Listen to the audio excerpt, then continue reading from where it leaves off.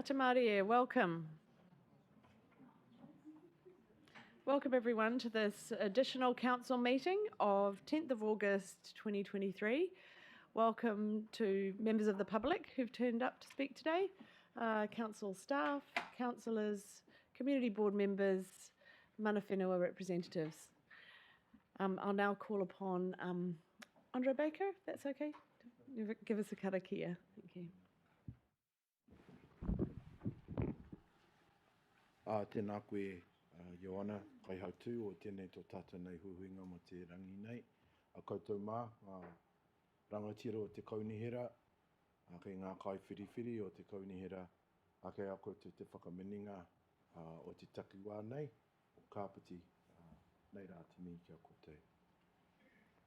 Ai e whātoru ana ki te ngākau ki a rātou o te wai ngaro, kia tau mai te manaakitanga ki runga ki tēnei huhuinga, tā wharautia mātou te kākuhu take o te mana atua o te mana ariki. Tūturu kia rongo whakamaua kia tīna. Tīna. Huie. Tai ki e. Just before I start today, I'd just like to let everyone know that we have the decisions on Plan Change 2 today. As that's a rather long, that's probably going to be quite a long agenda item. I'm proposing to move forward items 7.2 and 7.3, which are comparatively straightforward, and then move on to 7.1 after that. That's once we get to reports. But ahead of that, I'll ask if there are any apologies for the meeting today. So, Madam Chair, it's my understanding that Councillor Kofod was going to be online. I was just waiting for some other ones first. Councillor Kofod's online, and there are no apologies. Any declarations of interest relating to items on the agenda? So we move to public speaking time. We have a number of public speakers today. Do we have a list? First up, we've got Richard Mansell.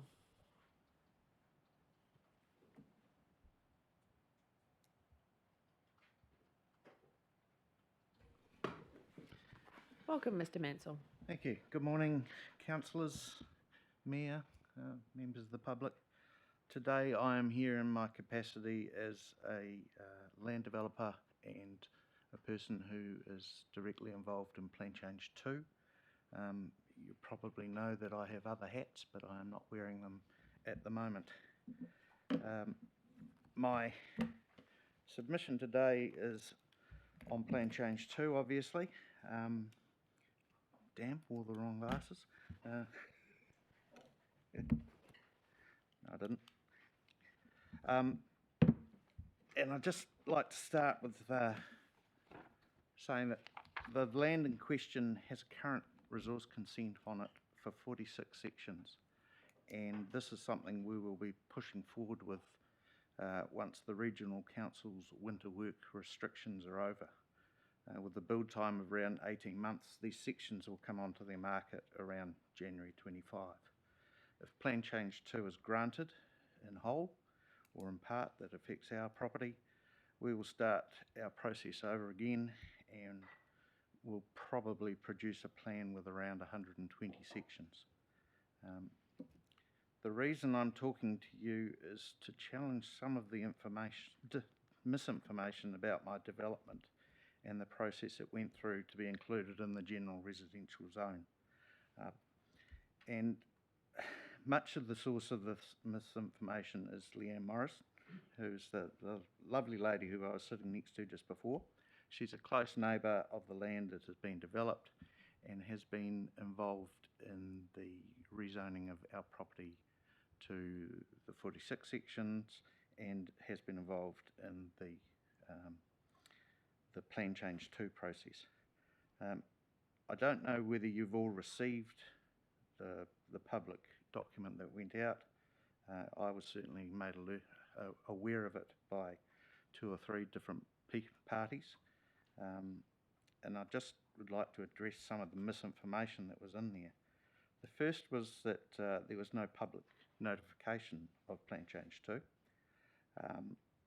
Council officers will be able to clear this up better than me, but it seems to me that if Ms Morris and we were able to submit on it, then it must have been out there in the public arena somehow. I don't believe that you could have done it as a non-notified or a limited notified. So that's my thoughts on that. The second point was on there was no community engagement. We spoke to the draft plan of Plan Change 2, which came out on the 2nd of May. Presumably that was public because we found it. The actual plan was notified on the 18th of August, and we again submitted on it. So that was the second time that was available. Public submissions, I think, closed in September, mid-September. We submitted, and people that were then able to submit on our submissions. At this stage, Ms Morris submitted on our submission against, and so did several other parties, some of them for, some of them against. We then, her third point, or the third point that she's made, is about notification, and this is a bit of a technicality, I think. It's something to do with the process that was imposed,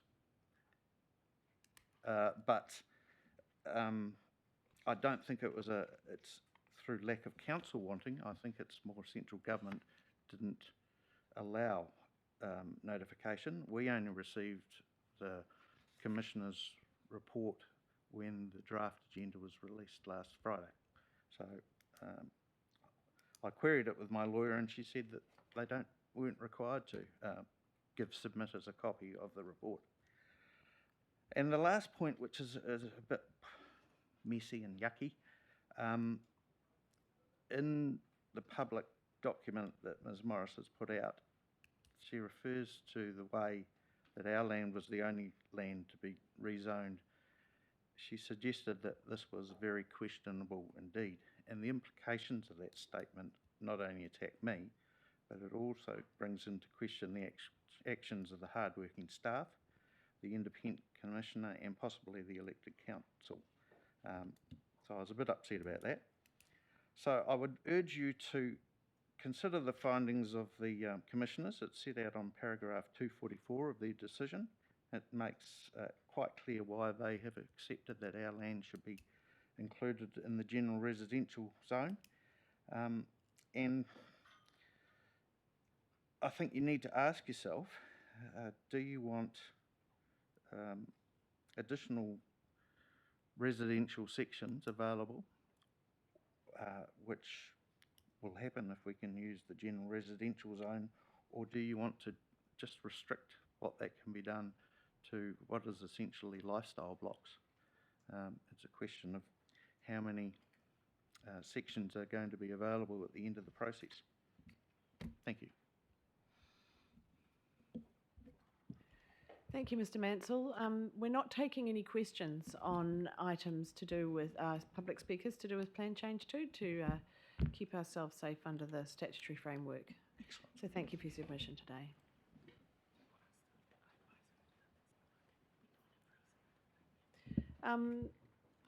Leanne Morris, you're next.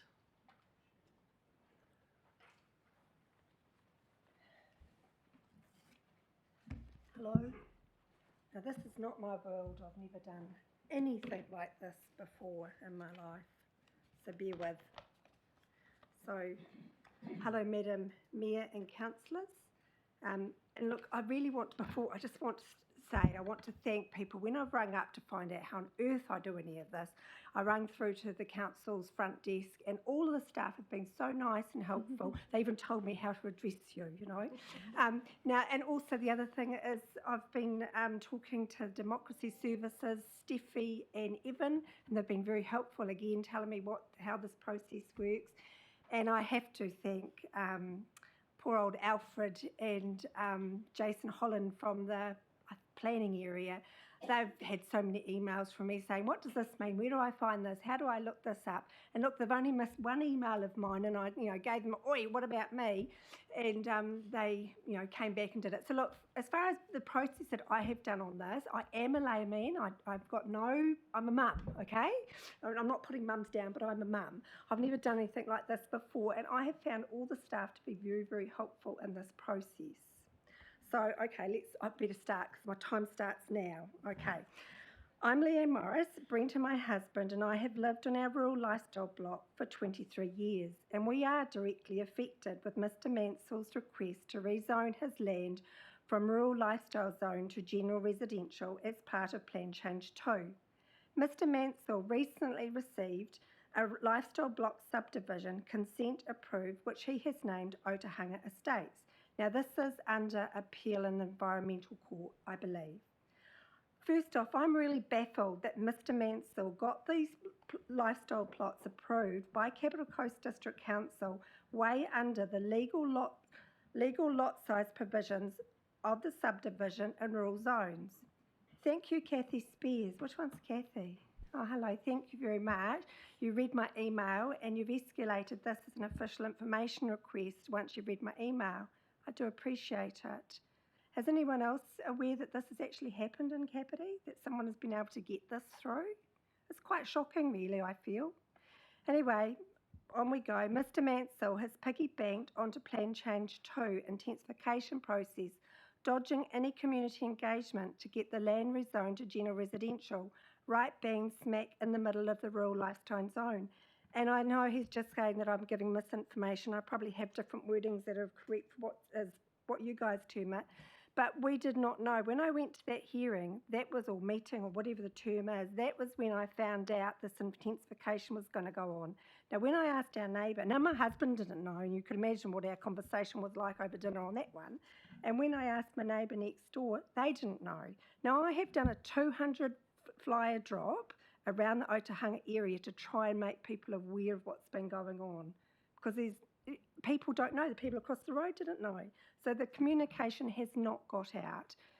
Okay, I'm extremely pleased with the common sense and approach from the consultants, Andrew Banks and Katie Maxwell, within their planning evidence that they say, and this is a quote, the site is sufficiently large and complex enough to require a structured plan change approach, unquote. This applies to the other submitters who also wanted to rezone to general residential as part of Plan Change 2 in Otahanga, but their request was not recommended. However, very questionably, and I am questioning it, Mansell's site was the only one recommended by the commissioners. That's extremely interesting what's been going on. The consultants agreed Mansell's land would be a pocket of mass urbanising in the middle of a rural lifestyle zone that is most definitely sufficiently large enough to require council to take a dedicated planning approach before rezoning just one person's land area in Otahanga. A full planning approach is required, and that also means looking at infrastructure, but most importantly, other people in Otahanga need to have the opportunity to have their say. Now, just this week popped up on a Facebook page, Kāpiti Community Facebook page, to say, have your say, that we can have a say about a local playground down at Pauperine Beach. Why wasn't this popped up on the local have your say, what's going on in Otahanga? Now, the pockets of general residential zone in amongst rural areas, townies, are going to be complaining to the council and residents about the noise.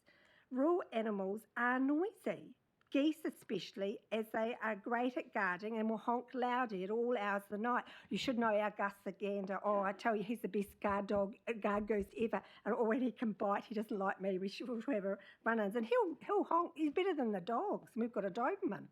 Anyway.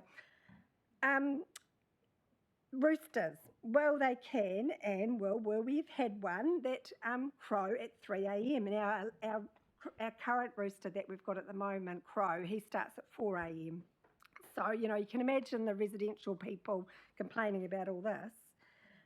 Donkeys are noisy, as are sheep. Then there are chainsaws and guns, which make loud bangs when shooting rabbits. All noises that the residential property holders are not used to or will tolerate.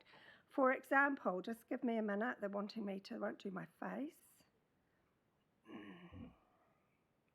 Not good with all this fancy technology. Can you hear that? Yes, we can hear that. We're going to need to wrap up soon. That's all right.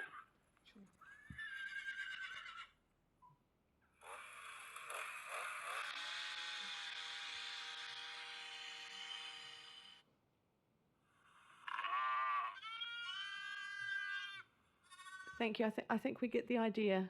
Okay, Thank well, you. it's nearly finished.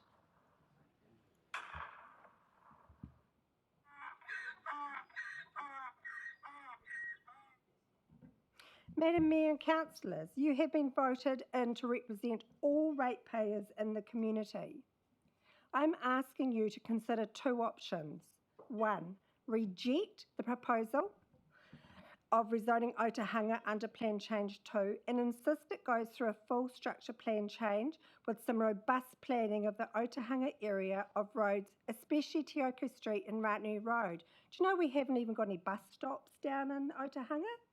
Maybe even plan for a little train stop, train station stop with easy access to some shops, some nice parks with consideration to the wildlife. New Zealand falcon, which is our country's most threatened bird of prey, visits our property and they are going to be affected by this. I'd like to see a cohesive approach of housing instead of a pocket of highly intensification in the middle of a rural lifestyle zone to benefit the whole of the Otahanga community. Option two, at the very least, pause. Pause on making the decision, as Jason Holland, District Planning Manager, has advised me in the many emails that they've had to do for me. You do not have to make a decision until before the 20th of August, which is directed by the Minister for the Environment. If you are unsure, I am asking you to put a pause on making the decision on Otahanga for Plan Change 2. Until you have had time to take all information and answers from the Official Information Act request so that you can be sure you have the confidence you are making the correct decision for the wider community area, not just one landowner, and this is not personal, I'm telling you, it was whoever it would be, I'd be going after them as well, who has, in his own words, quote, "We're in it to make money and we'll make more money by doing the full residential development," unquote. Could we play the clip, please? No, we're not playing a video. It's only 15 seconds. It's not a video, it's just a list. No, I've had no notification of a I video. just went through Dem Services. They got told I'm allowed to play this. I don't even know what the video is or who it's of. I'm sorry. We might be able to play it later, but I'll need to find out more about it. Thank you. Well, I can tell you what it says. It says, quote, would certainly be looking at maximising our return out of it and to probably triple the amount of sections and possibly not triple the amount of costs. We would be stupid not to do this. This is unquote from Richard Mansell. Personally, I have no problem with people making money, but the blatancy of Mansell's declaration for profit and complete disregard for the environment, human well-being, community and infrastructure is very clear. He is not out to represent the greater good of the Otahanga community or enable affording housings. Thank you. Thank you for your presentation today, Ms. Morris. Thank you. Thank you very much. Next we have Chris Webber. We've got a letter that's being circulated and he's going to present on Zoom online. So Chris, welcome virtually. It'd be good if we could see Chris on the screen a bit bigger. Great, you're up. Welcome. Kia ora tātou, e te tiamana, tēnā koe. E ngā mana, ngā reo. Ngā iwi māngai, i hoa mā, kei te mihi. Anei rā, te pōtiki i raro te maru o ngā te mauni. Wati awa, raukawa, tō rangatira, kei motu ngārara e tuana. Te māngai, o ngā kaupapa tiriti, kaupapa haura, kaupapa kaunihira Māori. Anō reira, kia ora, tātou katoa. To the chair, Greetings, everybody, and all the energies that's present. As a descendant of Te Rangi Hirua in Mutungarara, where the treaty was signed, and also in the Hauora space and the Māori Council space. I'm here as the chair of the Paraparamu Māori Committee of the New Zealand Māori Council with 3 points. But firstly, maungorongo ki te whenua he whakaaro pai ki ngā tangata katoa. Peace on the earth and goodwill amongst all of us. Any energies getting somewhere needs to be doing it together and in a good spirit. So, kia kaha tātou. The 3 points. One, we would be in favour of a Māori Ward consultation and find out more about what's to be said about that. Two, I'd like to have some input about the narrative that entails in that consultation. The scope of it might not be entirely seen, what could be said into that space. And three, just following up on our letter written 7th of April last year to Mayor Guru, expressing some concerns in the health and wellbeing space for Māori in the area, and an invitation to engage, which we never heard back on. So this is probably a good opportunity to do so, to congratulate the members there, the new council, which we haven't had a chance to catch up with, and just see how we can participate in lifting where we all stand. The letter that you'll have there gives a little bit of background about Māori Council and its mandate to work across anything really that increases the outcomes for our people. And also just some concerns that we know the systems don't keep up with everything, and we're going to need everybody on deck to do what they can from where they stand. And probably a classic example from my space and the treaty space and the Māori health space, following the last big national treaty claim about Hauora and the changes that are rolling out now as a part of that, we're all part of in Paiora, which in your council space you'll see that the well-being of people is now threefold linked up. The individual well-being of Māori Ora, the community well-being of whānau Ora, and the environmental well-being of Waiora. So everything that we're doing, from decision-making and town planning, the socio-economic determinants of health, now we're talking about commercial determinants of health, and the energies that are going to be rolling out more and more into localities is the new buzzwords, as everybody needs to get together and kind of create a virtual marae where all voices can be heard, and the collective planning and public health, the organised efforts of society need to happen, not just in the boardrooms, not just on our marae, but wherever we can get people that are part of the solution. So, we think that in the question of should there be Māori wards, this scope should be opened up a bit about what's possible by working together. And we'd like to see that narrative happen.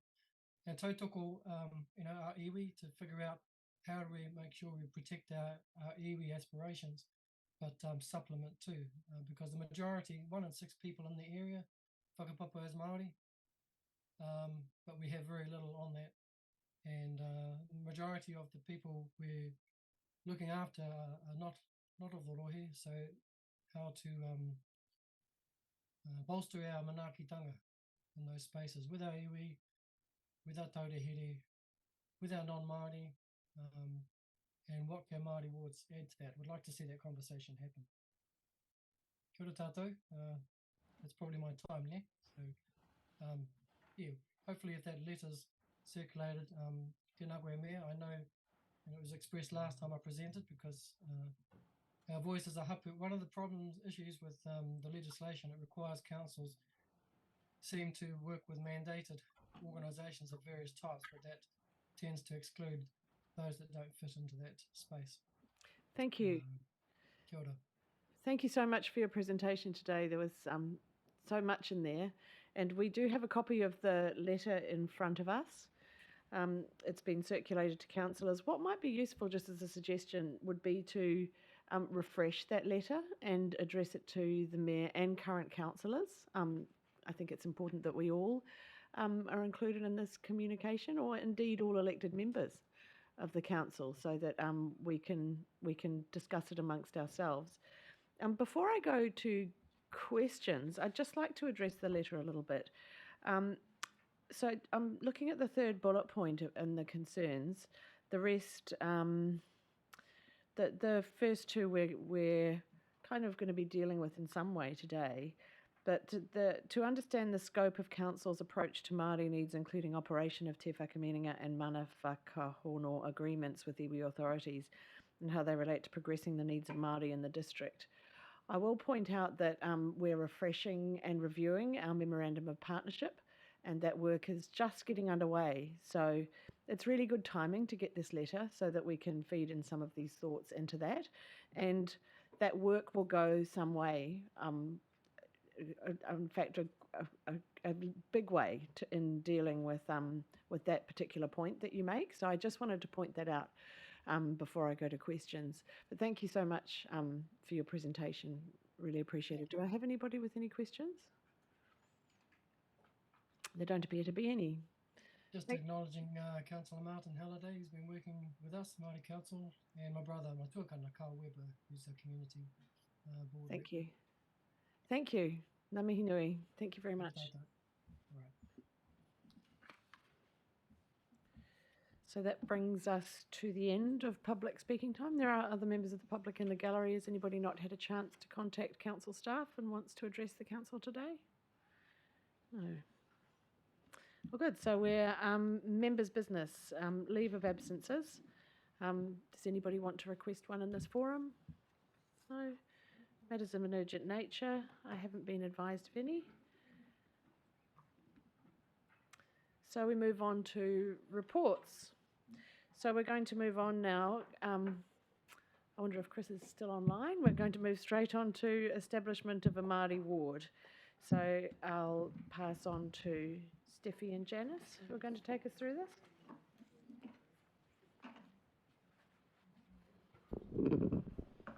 It's on page 37.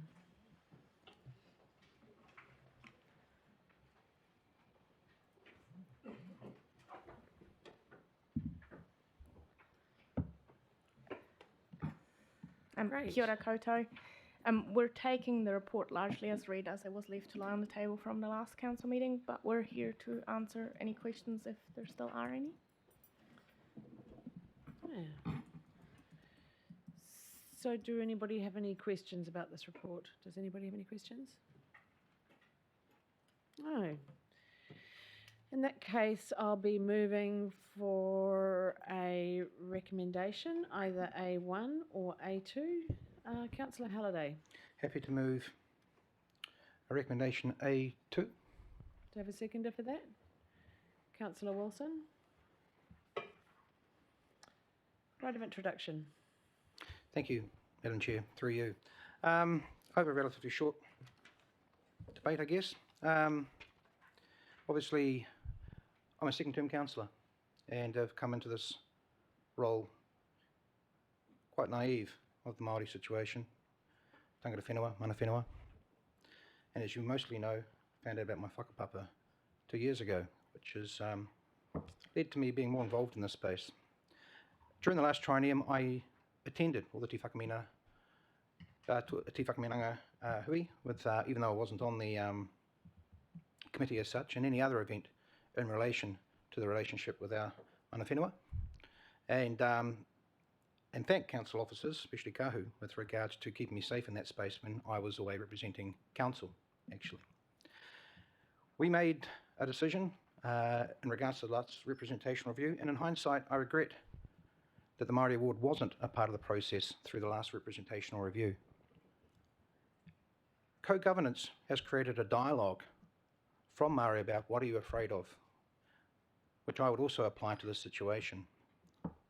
Te Whakaminenga is a relationship that was ahead of its time, and I recognised its 30th celebration next year. It's significant. It's a significant and a very, very important relationship that we have. But I will point out, currently, there are 57 Māori Ward councillors and 47 approximately councils around New Zealand at the moment. Are we now falling behind the 8 ball with regards to representation in this space. I'll leave that for you to consider.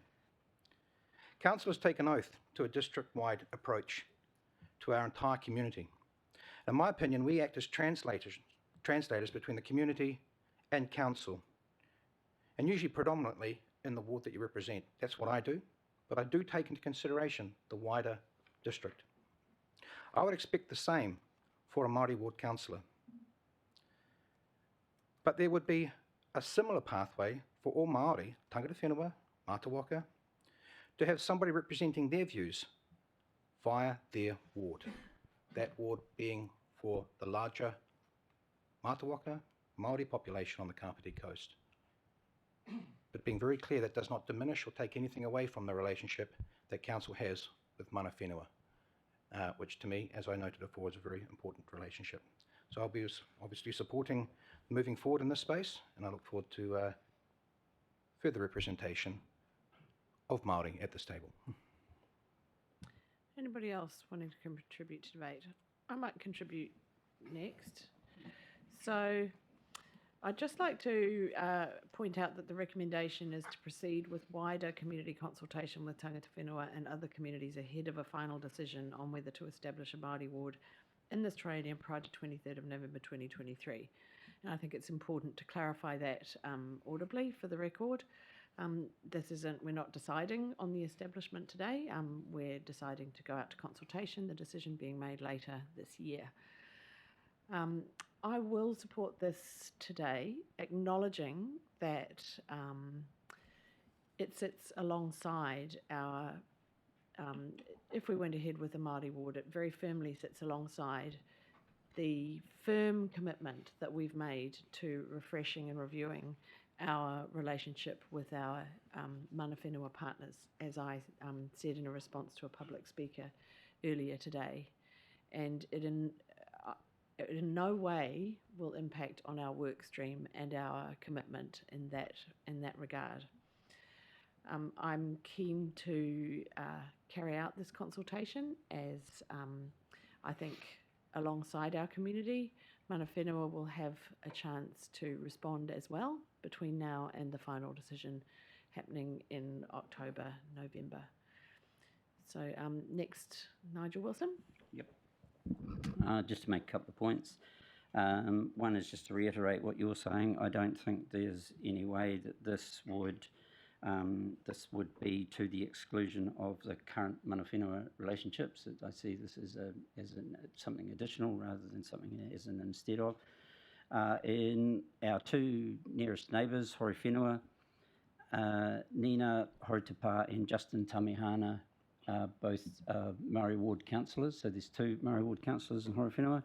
Kylie Wehapi is the Māori Ward is Porirua in Porirua, and Kylie is actually the Deputy Mayor of Porirua as well. By all accounts, that's working incredibly successfully. Yeah, I'm more than happy to support this. Never a bad idea to go out and consult about these things. I'll go to Kim next online.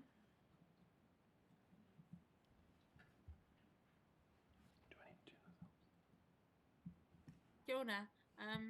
Yes, I just, not a question, but I just in reading the information, the reason I think that there was a pause on this is just so we could get our heads around actually what the impact is. And from the report, there's a couple of things that it would be good to get, not clarified in this discussion, but to actually take further discussions in terms of when we're reviewing our memorandum of partnership. And things like on page 8, there's point 11 where it says provide for Māori participation in decision making. And it also alludes to the fact that a Māori ward is one avenue. And the reason I raise that is that, you know, it would be great if all mana whenua reps and a Māori ward had voting rights. It may not be so great if it was just a Māori ward that had a voting right and mana whenua sat around the table without a voting right. So these are the kind of the concerns in terms of reviewing the memorandum of understanding, that we just want to have time to see what that impact is and thought we could have those discussions with the Memorandum of Understanding. There's also things around, and if I look around the councils that I'm involved in other areas, I'm very thankful for the relationship that we have in this area, in the Kāpiti area. Very thankful. Not to say it can't be improved all the time. But another point on point 19 on page 39 talks about treaty-based appointments to councils. And so just fleshing out what that looks like to ensure that our mana whenua partners, if we're going to have a Māori ward, that around the table, the mana for our mana whenua partners is also upheld, as it would be should we decide to appoint a Māori ward. And that's kind of my comment, and just for people to just consider that. I understand the whole going out for consultation. I do understand that. But those are just some of the risks from our points of view, where you start to get mana whenua representation diminished. And although we say it won't, we just kind of want to make sure that we lock that down in our memorandum of understanding and have that in our mindset when we're considering these things. Kia ora.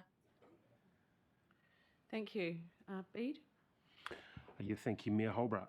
No opinion today on the establishment of a Māori ward or not. There seems to be a proposal about establishing a community conversation. And I guess I'd ask, what is the purpose of that conversation? What are we hoping to find out from it? This is admittedly a Pākehā view of democracy, but I suppose the essence of democracy is about voice and the ability for people to have their voice, whether individually or collectively. And I guess we have to ask the question, are there people who currently don't have a voice? And if not, is there a way to allow that voice to be heard? Having that voice heard, does that diminish, or does it throw out the balance of existing voices or not? I guess those are the sorts of ideas that I'd kind of want to explore through that conversation. There's going to be different views about that, obviously, but a conversation to be had is probably useful.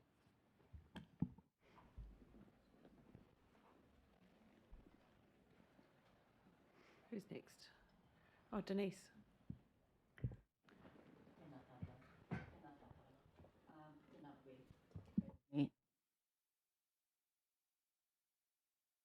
Just wait for the microphone. Could you start again, please? Tēnā tātou. Sorry, tēnā koe. Mera me, tātou ngā kai kaunihi no te wāhi nei, koutou ko haere mai nei ki te whakarongo ki tēnei huhunga. I just want to pick up on a couple of things. And one of the things that I've shared around the country where I've been is not the detail of it, but I've really shared, where Kāpiti Coast District Council is really a forerunner in terms of initiating and implementing relationships with mana whenua. Te whakamuninga and the kirimana, the MOU, that commits us to be together at the table in a mana enhancing way of one another, is something other councils have yet to catch up on. And I'll say that because recently, a month or so ago, I was in Rotorua talking with relatives of mine, a niece of mine, who put her hand up to be a ward councillor in Rotorua and was successful, and has since shared with me a number of the challenges they're having up there. And I've shared with her what we've had here at Kāpiti Coast, and I said I thank the people that took had the foresight to do that, because it talks about a mana enhancing partnership relationship rather than one that's determined by constituency of voting of people who come and go. And I say that with all due respect. The mana whenua that sit at the table here are there to represent their people until they can't do that anymore. Someone will assume that. Constituency and voting, we're there as long as we live in the district, and then potentially we move on. Mana whenua have an obligation to our people as long as we live. It doesn't turn off next year, in 3 years, 4, 5 years. At the end of a term, it's there forever. And it's something we take on with strong consideration and preparation of commitment. Hara mo te toru tau, it's a lifetime commitment. So I think, koe ra pē te rerekitanga. That's one real significant difference in terms of partnership with mana whenua. And I want to applaud what Chris has said. I know Chris personally, and I guess the environment they're in. encouraging them to think and sit at the table with us would be an interesting pathway forward, and I think that's something we can achieve through Te Whakamininga. But I just want to convey that because we looked at the opportunities for the Māori Ward in the previous round, would have been early last year or the year before, 2021. One of the things that concerned us under the national governance process for determining boundaries for wards, it had the Otaki ward transgressing what would normally be an iwi boundary, and then it sort of what you skewed a little bit, the boundary, the iwi boundary of Rauko ki te Tunga and Ngahapu Otaki, and had us sort of sitting alongside or overgoing the boundary for Te Atiawa. So it put us legally into a different space, and so a lot of us who thought about it at the time stepped away from it at the time. I think the opportunity to consult and take it wider with our people at Ngahapu, we've talked about that, and think that's a good process for us to take. So, kia ora tātou, thank you. Thank you. Councillor Hanford. Sophie. Yeah, kia ora. I don't really feel like I have too much more to contribute, but Denise, thank you for raising that kōrero, and also just, for the public speaker that we had with us this morning as well. I completely agree that the Memorandum of Partnership is a really important document for this council, and that it's something that we should be continuously reflecting on throughout all of our decision making, and specifically in this space as to how we uphold the mana of that document and what it represents, the partnership at all the different levels of the organisation. And just being really clear that we would never want to take anything away from that partnership, but instead find ways to awhi those who might not currently feel like they have that voice, and whatever channels through which we use to do that. I think this is one worth exploring, and so the idea of having a further conversation about it, I'm in support of. Does anybody else want to contribute? Andre? Tēnā koutou. I do want to echo the sentiments of Ngahapu, and I sit here as and humbly as the great grandson of Te Rangi Hiroa. So I'm tuakana to my cousin Chris that addressed us earlier. The tohu of my tupuna rangatira is on that board up there. And so I sit here as your treaty partner. And that's significant for me as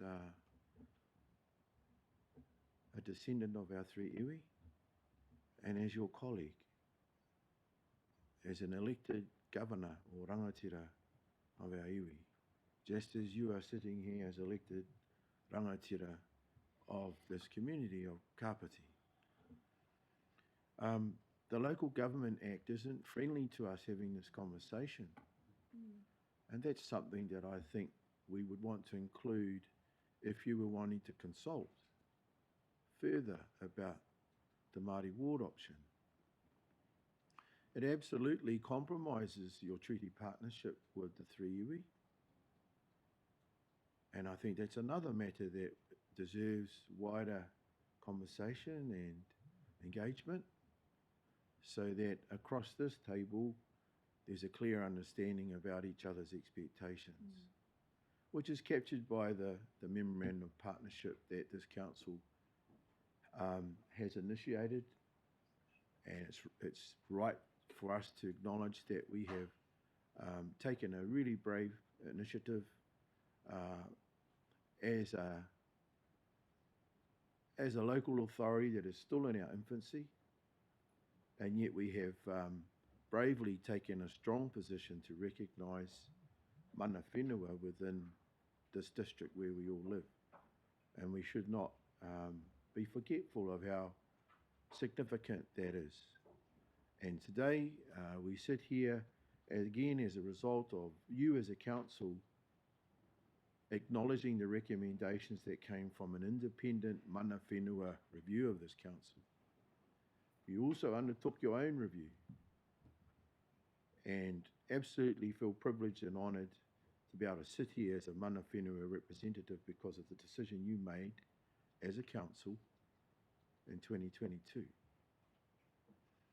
And that requires us to uphold and maintain our tino rangatiratanga and our kaitakitanga. And you will know I've referred to the fact that we have been here now for almost 200 years.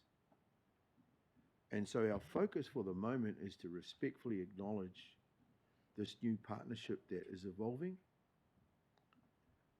And we do that with the greatest respect.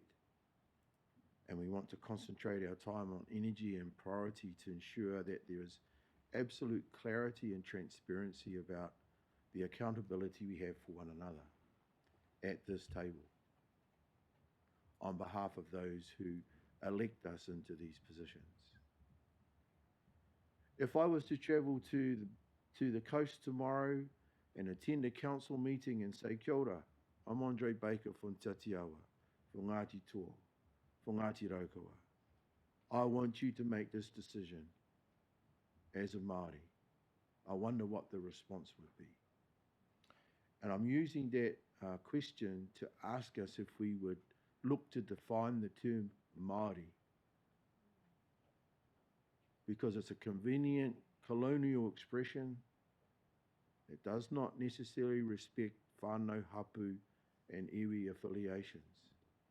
It compromises us. The term Māori is a reflection of our term for Indigenous people. And so in the strictest sense, we would never commonly refer to one another as Māori. We would acknowledge one another and address one another because of those affiliations that we have. That was a reflection of the intimate relationships we would have despite those areas or those demographics where we needed to uphold our responsibilities as kaitiaki. So I welcome the debate. I welcome the engagement. I welcome this council indicating how innovative we can be, how we should take initiative to manage the expectation that sits outside these doors, but we do our best to address what we expect from one another at this table first. And we work hard to define what that expectation is. And as has been referred to by the Mayor, through Te Whakamininga, we're needing to review our Memorandum of Partnership. It now needs to reflect the new position that we have at this table as your treaty partner, not as a Māori partner. Koia nei taku nei whakautu e puta atu ki a koutou. Aku nei rangutira o te kaunihere o Kāpiti, koutou mā te whakamininga e whakarongo ki enei mōmō kōrero. Nei rara, tēnā koutou, tēnā koutou. Kia ora mai tātou katoa. Thanks, Andre. So I'll put that to the vote. All in favour, please say aye. Aye. Against? That's carried. Thank you. Madam Chair, just write a response. How convenient. We're moving on now to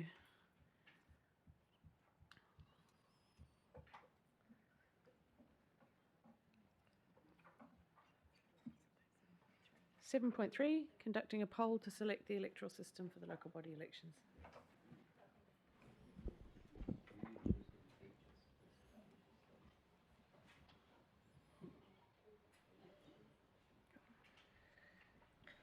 So this is in I'll let Steffi provide the background. Thank you.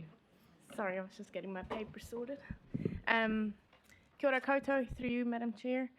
At the last council meeting, you resolved to conduct a poll of electors to determine the electoral system. And as a result, council officers went away and had a look at operational impact and what that would look like, what we actually needed to put in place in detail. And we're just bringing this paper back to you to consider putting in place a date for the poll. As it says in the paper, in the last paper, you weren't specifically asked to put a date in place, and that was not part of the paper. So we're just asking you to consider that, so it gives our community a little bit more time, considering all of the engagement that is in place at the moment. We're here to answer any questions as well. Thank you. So since that was moved and seconded and carried at the last meeting. We've had a little think about the implications in terms of cost and capacity in the organisation. So we've got a recommendation that might be coming onto the screen at some point soon.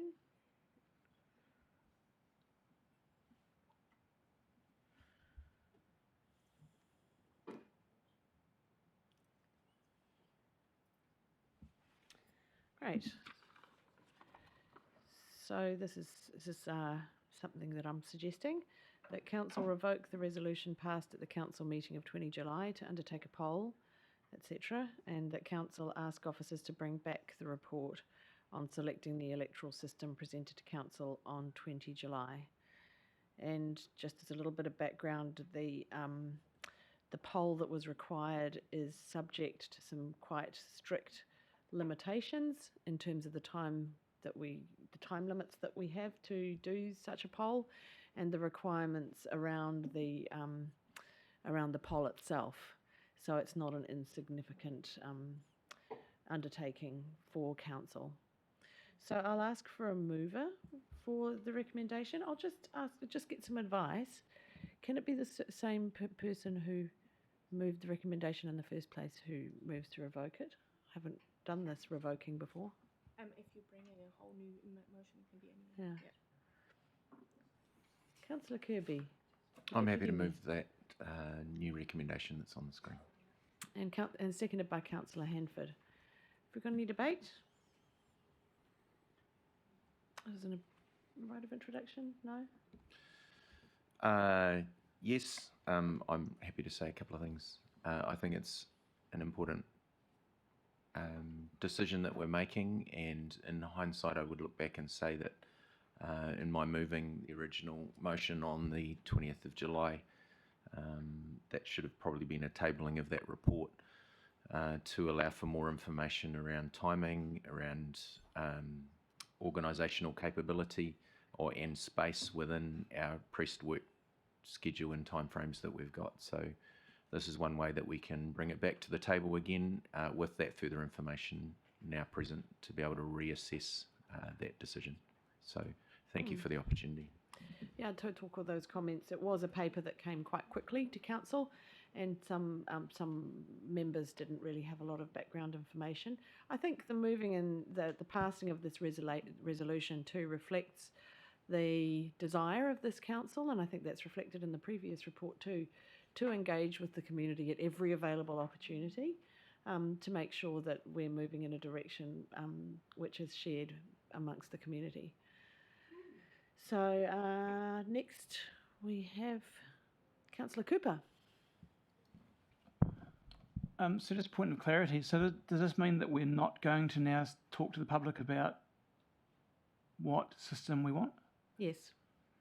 We can talk to them, but we're not going to conduct a poll. Okay, so we're free to have conversations about anything that we want to.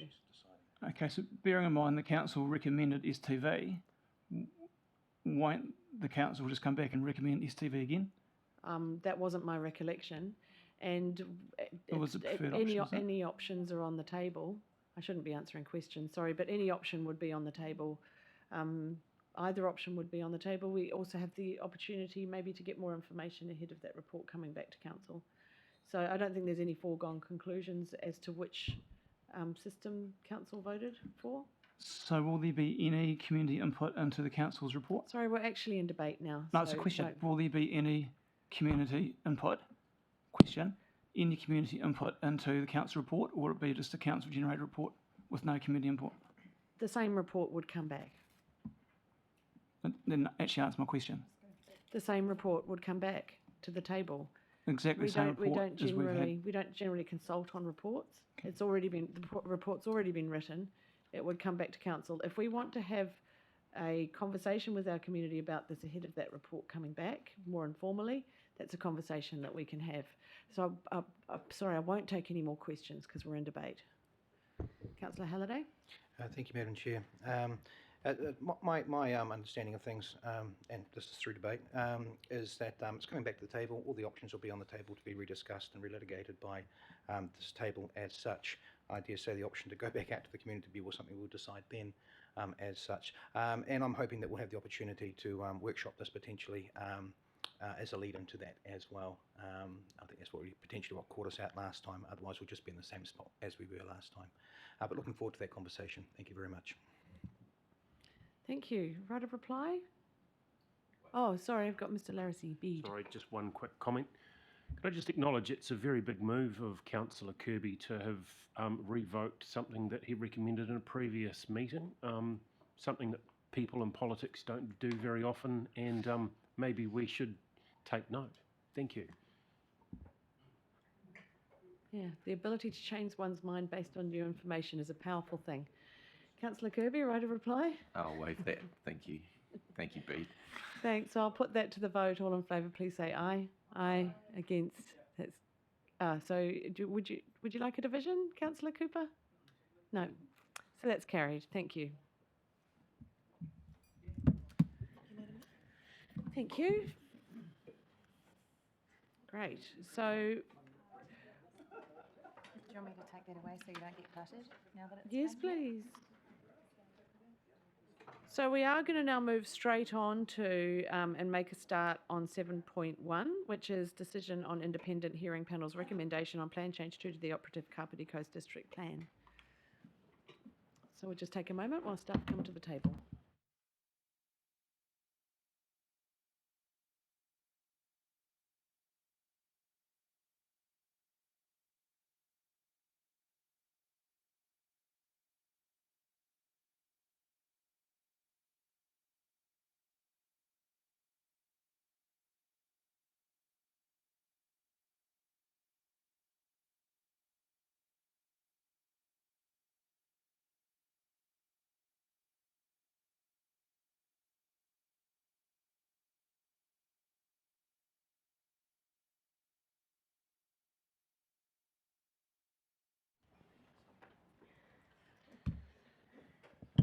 Thank you. So I'll invite council staff, Jason, to give an introduction to this report.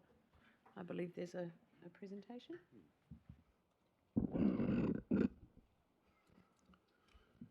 Tēnā koutou katoa. This is quite the day. This is the day when council makes its decisions on a plan change which has been worked on for quite some time. It's the plan change which responds to government direction around intensification, but it's also a plan change that does a number of other really important things. Andrew next to me is going to give you a presentation which will take about roughly half an hour, maybe it goes to approximately the lunch break. So I won't go and overlap with Andrew too much. Andrew will give you a run through of the plan change itself. But what I did want to do is thank a few people because this has been quite a significant piece of work which a number of people have contributed to. I want to start by thanking the gentleman next to me, Andrew Banks from Boffamuskel. Andrew has been a phenomenon. He is a fantastic planner. He has the ability to think on his feet. He understands the higher order documents. He understands the importance of engaging. And it's been a real pleasure working with Andrew. So I've been very fortunate to have Andrew's support. I wanted to also thank Abby and Alf and my team who have worked really, really hard to make sure that the community have had as many opportunities as they can to have their say. I want to thank the hearings panel who I think ran an exemplary process. And I also want to thank our iwi partners who worked with us tirelessly over a long period of time. They were very generous with their time, and the plan change 2 that we have today is all the better for all of the input that iwi have generously offered, so thank you for that. The decision that you have to make today is a decision that is operating to a timeframe that was set by central government. There is a requirement to notify that decision by the 20th of August this year, and our task, I think, as staff, with the assistance of the hearings panel and with iwi, is to be able to give you the opportunity to meet that deadline, and so I'm very pleased to say that we managed to do that, and that's a great source of pride for the team. So, without any further ado, I will pass over to Andrew, who's going to run you through a presentation on Plan Change 2. Thank you. Thank you, Jason. Tēnā koutou ngā mema o te kaunihira. Tēnā anō hoki ki te mana whenua o tēnei takiwā o Kāpiti. Tēnā tātou katoa. So in December 2021, Parliament passed the Resource Management Enabling Housing Supply and Other Matters Amendment Act. This act requires Tier 1 territorial authorities, including Kāpiti Coast District Council, to amend their district plans to enable more development to occur in their urban areas. To achieve this, the Act required the Council to prepare and notify an intensification planning instrument by 20 August 2022, and Plan Change 2 is the Council's intensification planning instrument. The Act also required the Council to use a special intensification streamlined planning process, which included delegating the detailed consideration and hearing of public submissions on PC2 to an independent hearings panel. So as Jason said, the Council is required to publicly notify its decision on the recommendations of the independent hearings panel by 20 August 2023, and its decision today will enable it to complete this step. The purpose of Plan Change 2 is defined by and limited to the matters set out under Section 80E of the Resource Management Act. Firstly, Plan Change 2 is required to incorporate the medium density residential standards into the district plan. These enable the construction of up to 3 three-storey residential units on sites within the district's general residential zone, subject to specified design standards. Secondly, Plan Change 2 is required to give effect to Policy 3 of the National Policy Statement on Urban Development, or NPS-UD. This requires that the district plan enable increased building heights and densities around Kāpiti's metropolitan town and local centres, as well as the train stations on the Kāpiti line at Waikanai, Paraparamu and Paikakariki. Thirdly, Plan Change 2 provides for a range of qualifying matters. Qualifying matters are a mechanism within the Resource Management Act that provides for the district plan to be less enabling of development in areas where a qualifying matter exists. As part of this, Plan Change 2 provides for a range of existing qualifying matters that restrict development. This includes restrictions on development where the district plan identifies that there are flood or earthquake hazards, sites or areas of significance to Māori, heritage items, protected notable or indigenous trees and ecological sites. These restrictions will continue to apply to new development under PC2. PC2 also provides for 3 new qualifying matters, including a coastal qualifying matter precinct, which recognises that the Council is currently working to address issues related to coastal hazards as part of Takutai Kāpiti, the protection of Kārewerewa Urupa at Waikanai Beach, and Takiwā precincts, which recognise areas of significance to tangata whenua in Otaki and Waikanai that will be sensitive to the effects of surrounding development. Fourthly, a significant component of PC2 are the provisions that enable the development of papakainga. These provisions were developed by and for tangata whenua and are the result of extensive work between Council and Ngāti Toa Rangatira, Ngā Hapu o Otaki, and Te Atiawa ki Whakarongotai. Finally, Plan Change 2 proposes some general amendments to the district plan's financial contributions provisions. So this timeline on the screen shows the development of Plan Change 2 from late 2021 through to its notification in August last year. While the requirement for Plan Change 2 was initiated by Parliament's amendments to the Resource Management Act, the development of Plan Change 2 progressed from the Council's work on Te Tupu Pai, the District Growth Strategy. Following this, Council prepared a full draft of Plan Change 2 and engaged with the community on this for 5 weeks in April and May last year. Kāpiti was one of the few councils to undertake this level of engagement with the community. Plan Change 2 was refined in response to that engagement. In addition to this, Council worked closely with Tangata Whenua, which included the development of the Papakāinga provisions and Takiwā precincts. So Council received 219 primary submissions and 99 further submissions on Plan Change 2. Key matters raised in submissions included general support for or opposition to the level of development proposed or enabled by PC2, general support for the Papakāinga provisions, submissions seeking greater levels of density and development than otherwise proposed by PC2, recognition of qualifying matters, the provision of infrastructure to support new development, recognition of special character in the district's urban areas, and submissions that sought rezoning of additional areas of land throughout the district beyond those proposed by Council as part of Plan Change 2. After receiving submissions, the Council was required to establish an independent hearings panel to conduct a hearing, consider submissions and evidence, and make recommendations back to the Council on Plan Change 2. The panel was composed of expert accredited hearing commissioners, which included Commissioner John Marson, who is the chair and is an expert in planning law, Commissioner Jane Black, who is an expert in urban planning and design, and Commissioner Rauru Kirikiri, who brought expertise in tikanga Māori. The statutory process for considering submissions and conducting a hearing is thorough. The diagram on screen summarises this process.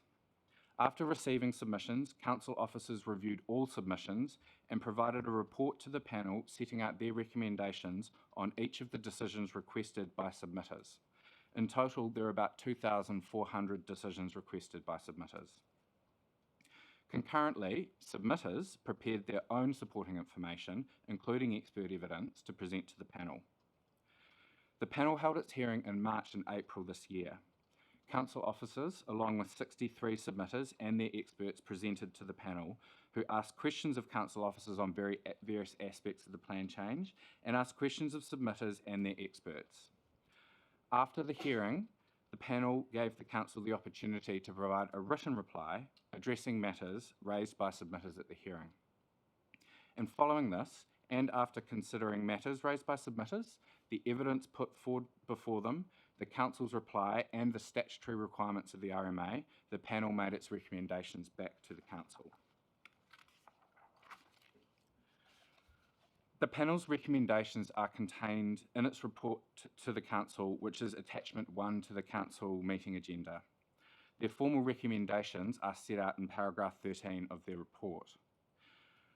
The panel recommends that the Council approve the Council officer's reply version of Plan Change 2, subject to 5 exceptions, which are set out as separate recommendations, and which I'll just run through now. Firstly, the panel recommends allowing the rezoning of an 18-hectare site in Otaihanga from rural lifestyle zone to general residential zone. This rezoning was requested by a submitter. Secondly, the panel recommends incorporating objectives, policies and rules that provide for the development of retirement villages subject to resource consent into the district plan. Thirdly and fourthly, the panel recommends rezoning 3 sites on Rangamau Lane to the west of the expressway in Raumati South from general rural zone to general residential zone. These rezonings were also requested by submitters. Finally, the panel recommends retaining the building heights and densities proposed by notified PC2 around the Raumati Beach Town Centre zone. The panel's recommendations to approve the Council officer's reply version of Plan Change 2, subject to exceptions, would result in several changes to Plan Change 2. I'll now talk about the key differences between the version of Plan Change 2 that the Council notified last year and the version recommended by the panel. And I'll start up north with Otaki. And I'll use a laser pointer on the screen to my left, to our left. Now, the first change in, or the first key change in Otaki is this light blue area around the Otaki Main Street Town Centre Zone. That's a significantly expanded takiwā precinct around the Town Centre Zone to recognise a range of different sites of significance to tangata whenua around that area. And so that's been expanded from just applying around Raukawa Marae. The second change at Otaki is in the red oval is a small extension of the 4-storey enabled area to the southwest of Otaki Main Street Town Centre Zone to recognise the amalgamation of some sites in that location. And then a small further change at Otaki Railway Town Centre Zone is an extension of the Town Centre Zone to cover an additional site on the corner of the main highway and Rahui Road.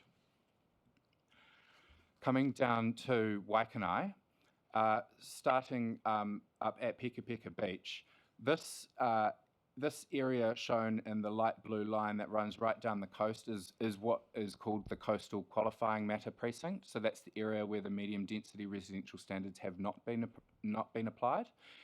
As part of the panel's recommendations, that has been extended at Peka Peka Beach to recognise that coastal inundation in that area is not yet presently managed through district plan flood hazard maps at Peka Peka Beach. Coming further down to Waikanai Beach, the area in the red and black there is the Kāwerewere Urupa, and there has been a slight adjustment to the southwestern boundary of that as part of the panel's recommendations. And coming over to Waikanai Town Centre itself, the area where 6-storey development is to be enabled has been expanded to this area identified in orange, and that's been expanded out from the area identified with the pink dashed line, which was proposed and notified PC2. And then finally, in the heart of the Waikanai Town Centre Zone, as notified, Plan Change 2 proposed a takiwā precinct around the Waikanai Marae, but that has now been expanded to incorporate Ruakohatu Urupa on the eastern side of the railway line. Coming down to Paraparamu and Raumati, and starting from the north, this site here is the 18-hectare site at Otaihanga that the panel has recommended be rezoned to general residential zone. Coming across to Paraparamu Beach Town Centre, when PC2 was notified, it proposed a 4-storey enabled area around the Paraparamu Beach Town Centre zone in this light blue dashed line. That's been expanded to a 6-storey enabled area in the orange around the Paraparamu Beach Town Centre zone. And I'll just say, whenever I use the term enabled, I mean enabled with a resource consent. You need to get a resource consent to achieve that height. So that applies whenever I say enabled.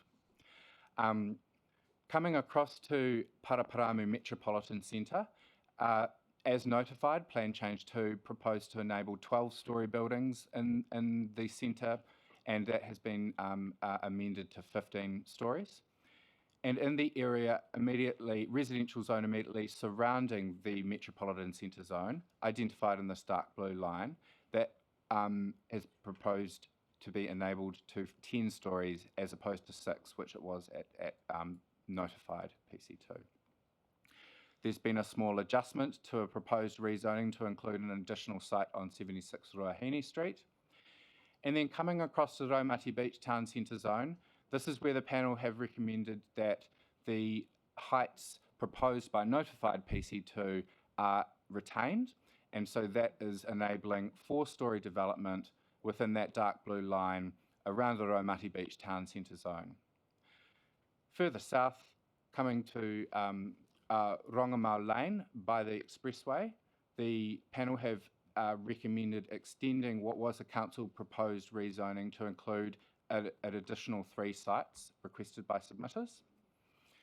And then coming right to the south on Poplar Ave, the panel has recommended not rezoning the sites at 99 to 105 Poplar Ave. And coming south to Paikakariki, the panel had not recommended any significant changes to what was included in Notified Plan Change 2 at Paikakariki. There's, apart from some small adjustments to the 6-storey enabled area boundary along the southeastern edge. Just as a reminder, that blue area is the coastal qualifying matter precinct in Paikakariki. So in that area, neither the MDRS or the 6 stories required by the MPSUD are enabled. That will stay as it is currently, which is 2-storey enabled development. And I'll just quickly point out that these maps were included in attachment 3 to the council report. The key for the Paikakariki map in attachment 3 to the council report incorrectly stated 4 stories in relation to the local centre zone. The correct height is 6 stories, and that is because it is located within a walkable catchment of the train station there. So there are several other changes to notified PC2 which are a result of the Independent Hearings Panel's recommendations, and these include expanded application of the Papakainga provisions, replacement of residential intensification precincts with a high-density residential zone or height variation control overlay. That's a technical national planning standards change. Expanded application of acoustic design standards for noise-sensitive activities near the railway corridor. Recognition of high or outstanding natural character in the coastal environment as a qualifying matter, and simplification of the subdivision rules. So having reached this stage in the process, Council must now decide whether to accept or reject the panel's formal recommendations.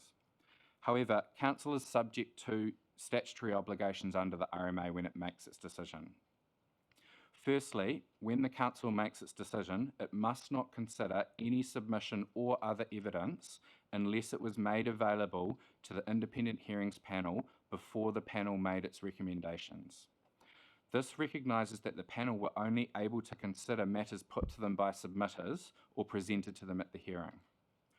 Secondly, if the Council chooses to reject any of the panel's recommendations, it must specify its reasons for doing so.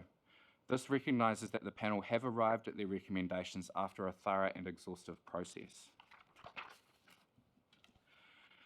So the Council has 3 options available to it when making its decision on Plan Change 2. The first option is that Council accept all of the formal recommendations of the Independent Hearings Panel. If it does this, then Council will issue a public notice of the decision, and Plan Change 2, as recommended by the Independent Hearings Panel, will become operative on the 1st of September. This will conclude the plan change process. The second option is that Council reject all of the formal recommendations of the Independent Hearings Panel. If it does this, then the Council will issue a public notice stating its reasons for rejecting the panel's recommendations and any alternative recommendations that it may wish to specify. It must then refer all of the panel's recommendations to the Minister for the Environment, who will make the final decision. In the meantime, the Operative District Plan will continue to have legal effect. Parts of Notified Plan Change 2 that already have legal effect, such as the medium density standards and the protection of Kārewerewa Urupa, will also continue to apply. However, all other aspects of Plan Change 2 will not have legal effect until after the Minister makes their decision. The Council also has a third option, which is to accept some of the panel's recommendations and reject others. Matters related to accepted recommendations will become operative after the Council makes its decision, whereas matters related to rejected recommendations will not take effect until after the Minister makes their decision on them. Option 3 could be complex to implement, as it may require Council to implement an operative in part version of Plan Change 2 for matters which it accepts, while continuing to implement the operative district plan for matters that it rejects. However, the level of complexity would vary depending on the nature of the Council's decision. If the Council rejected an aspect of the panel's recommendations that was clearly spatially defined, then this would be less complex to implement than if the council rejected an aspect of the panel's recommendations that was not clearly spatially defined or was part of a highly integrated set of planning provisions. Under both option 2 and 3, there could be a period of prolonged uncertainty for council while it awaits the outcome of the minister's decision.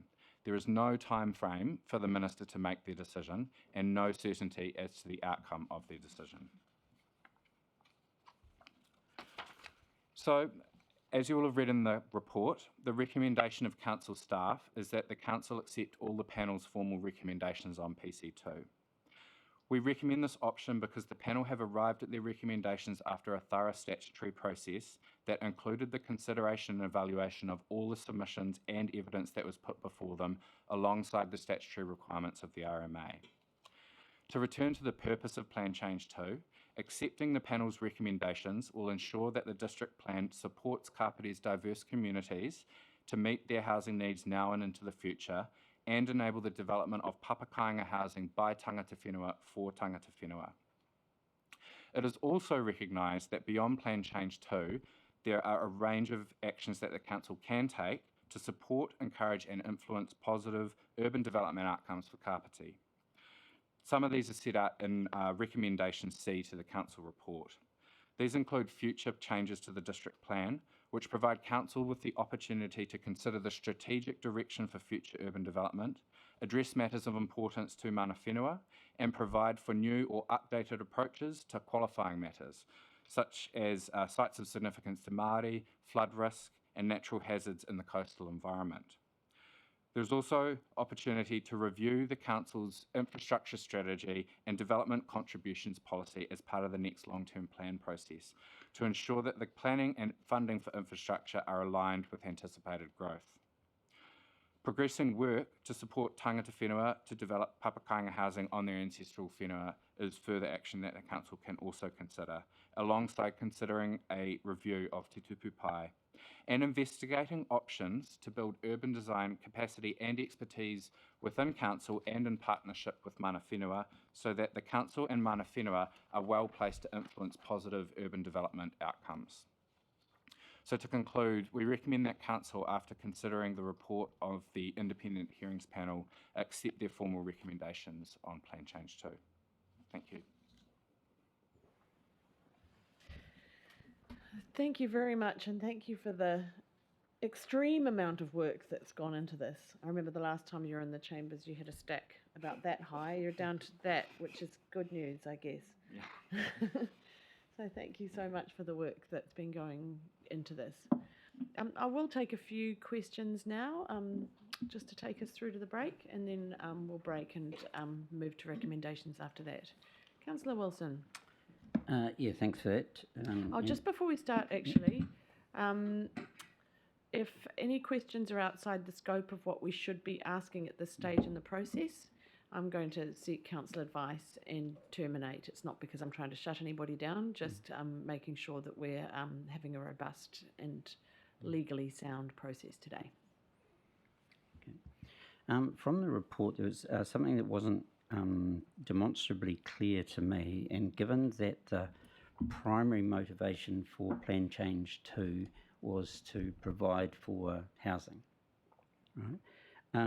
So what isn't clear to me is where the 15-storey buildings fit into that, and so that hasn't sort of been. I haven't seen that they're talking about having, massive high-rise tenement buildings. So I was just wondering where the 15 and the 12 and the 10-storey buildings fit into the picture from a housing point of view. As a first comment, giving effect to Policy 3 of the National Policy Statement on Urban Development is not just about housing, it's also about housing and business activities. So that is with respect to the centres zone, and Paraparamu Metropolitan Centre Zone is an example of that.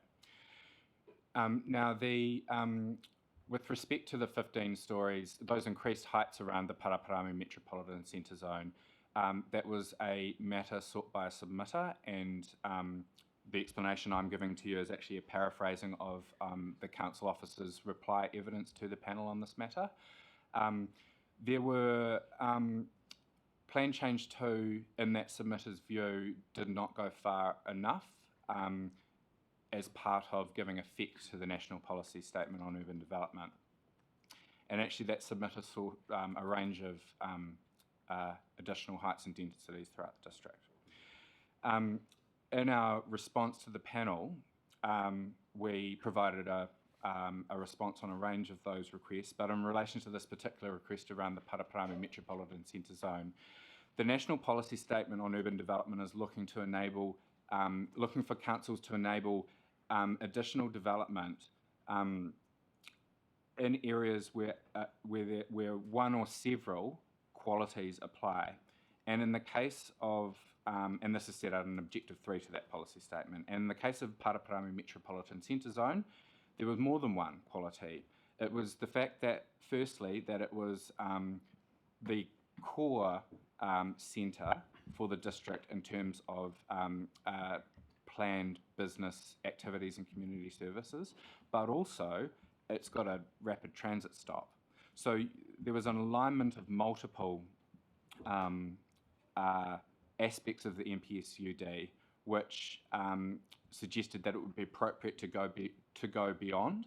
And in addition to that, there was some economic evidence that was put before the panel to suggest that the council should go a bit further from the 12 stories to the 15 to recognise that some parts of the Metropolitan Centre Zone, and in particularly Coastlands Mall was referred to in this economic evidence, would not necessarily be likely to quickly redevelop to enable the full development capacity of the centre. So taking all that into consideration, that is where the increase from 12 to 15 landed. And I just reiterate that is with a resource consent. So in the Metropolitan Centre Zone, it is 6 stories that is enabled without a resource consent. So. Bede. Thank you, Madam Mayor. Just a couple of questions. So for clarity, if we were to make changes to the recommendations today, can those decisions that we make today be appealed? They cannot be appealed to the Environment Court, but they can be subject to judicial review in the High Court. Okay. If one of the recommendations we made today was to change a boundary on one of the areas that have been defined here, is that an option today? Can we say, yeah, we like that, but we need to adjust that boundary? It depends on the exact nature of what you're looking at and whether that is within what the panel could have considered. And I say that because it would have needed to have been within the scope of a submission on Plan Change 2 as well. Yep. So I can't actually answer that in the hypothetical. Sure. Yep. Shall I ask a specific point then? Yes, you can I answer. think that would be a good idea. Yes, if ask you're it. wanting guidance on a specific thing, Yeah. and they know whether it was addressed, I think that's useful. Okay. So with Paraparaumu, there was the purple zone, which was up to 15. Mm-hmm. Outside of that was another area, which I think for that area, it's being recommended that we allow up to 6 stories rather than 3. Is that correct? Was it 10? There was 6 to 10 to 15. Yeah. So within that zone where it's allowable for 10 stories is a section that is in Raumeri. And I'm just curious, that will no doubt be the result of a specific submission. So I'm just curious about that piece of land. I don't want to get into bait, so I'm just keeping it as a question. That about 10-story boundary is in there because of a submission, so that would be in scope. Cool, thank you. Yeah. Liz. Thank you, Madam Mayor. There is considerable interest in the community on a couple of aspects of what we're proposing to do today. One is around the Mansell development, and one is around retention of special character in the Waikanae area, garden area. I just want to be, for the benefit of anybody who's listening in on this conversation and who's, like me, bamboozled by the amount of paperwork, in relation to the the Mansell development, there was a view from a council officer that a comprehensive structure plan for the area be undertaken prior to any rezoning. Can you please elaborate on the panel's response to that and the reasons why they have decided to allow that rezoning? That's the first question. And secondly, my other question is around the ability for us to be able to retain special character under all the legislation that is now being imposed upon us. Is that a feasible thing or not? And if not, why not? So with respect to the first question, I can't speak for the panel. Their report has to speak for itself. I could only speak to our evidence to the panel, and you've referred to a particular aspect of that evidence, which I'm happy to speak to in full, but I can't speak to the panel's reasoning. That has to stand on its own as read in their Yeah, I'm report. just asking you to outline it for the, to...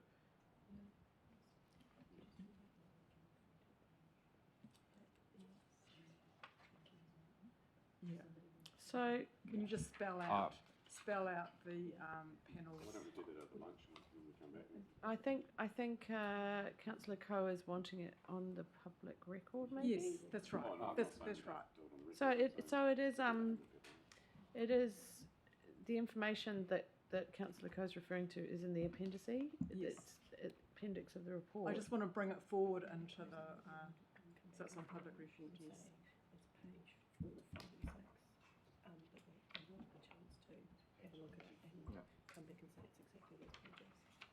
Oh, I can have a look now. Can we move on to the second question and come back to that? Yeah. Is that all right? Yeah. Sorry, Councillor, could you remind me of the second question? The special character for the Waikanae Garden area, to what extent is it feasible under the legislation that's been imposed upon us to be able to retain special character? The panel, and this is consistent with the council evidence that was before them, have made some determinative findings on the way that the council has currently provided for special character using these things called special character areas, and that it can't do so using that mechanism. If in future council was looking for opportunities to consider how it might protect values, and you point to the Waikanae Garden Precinct, one of the key aspects of character of the garden precinct is the presence of established mature vegetation. And in fact, actually the council's operative district plan protects 1,000 trees across the district, and more than 300 of those are within the Waikanae Garden Precinct. Those trees will continue to be protected under Plan Change 2. And so that demonstrates that there is a mechanism that the council can use in future if, for example, established vegetation is a valued aspect of character in an area, then it can protect trees. If that is, but it has to go through a plan change process to do so. But there are, and that is this qualifying matter mechanism. So there are mechanisms to recognise character. It was just that this particular approach that So it's like a workaround. No, it's actually possibly more specific. Like it's defining. It's really definable. What the special character is. Yeah. Which, in case of Waikanae's trees. Yeah. So can we go back to my first question? Yeah. Can we go back to that now? Mm-hmm. Yep.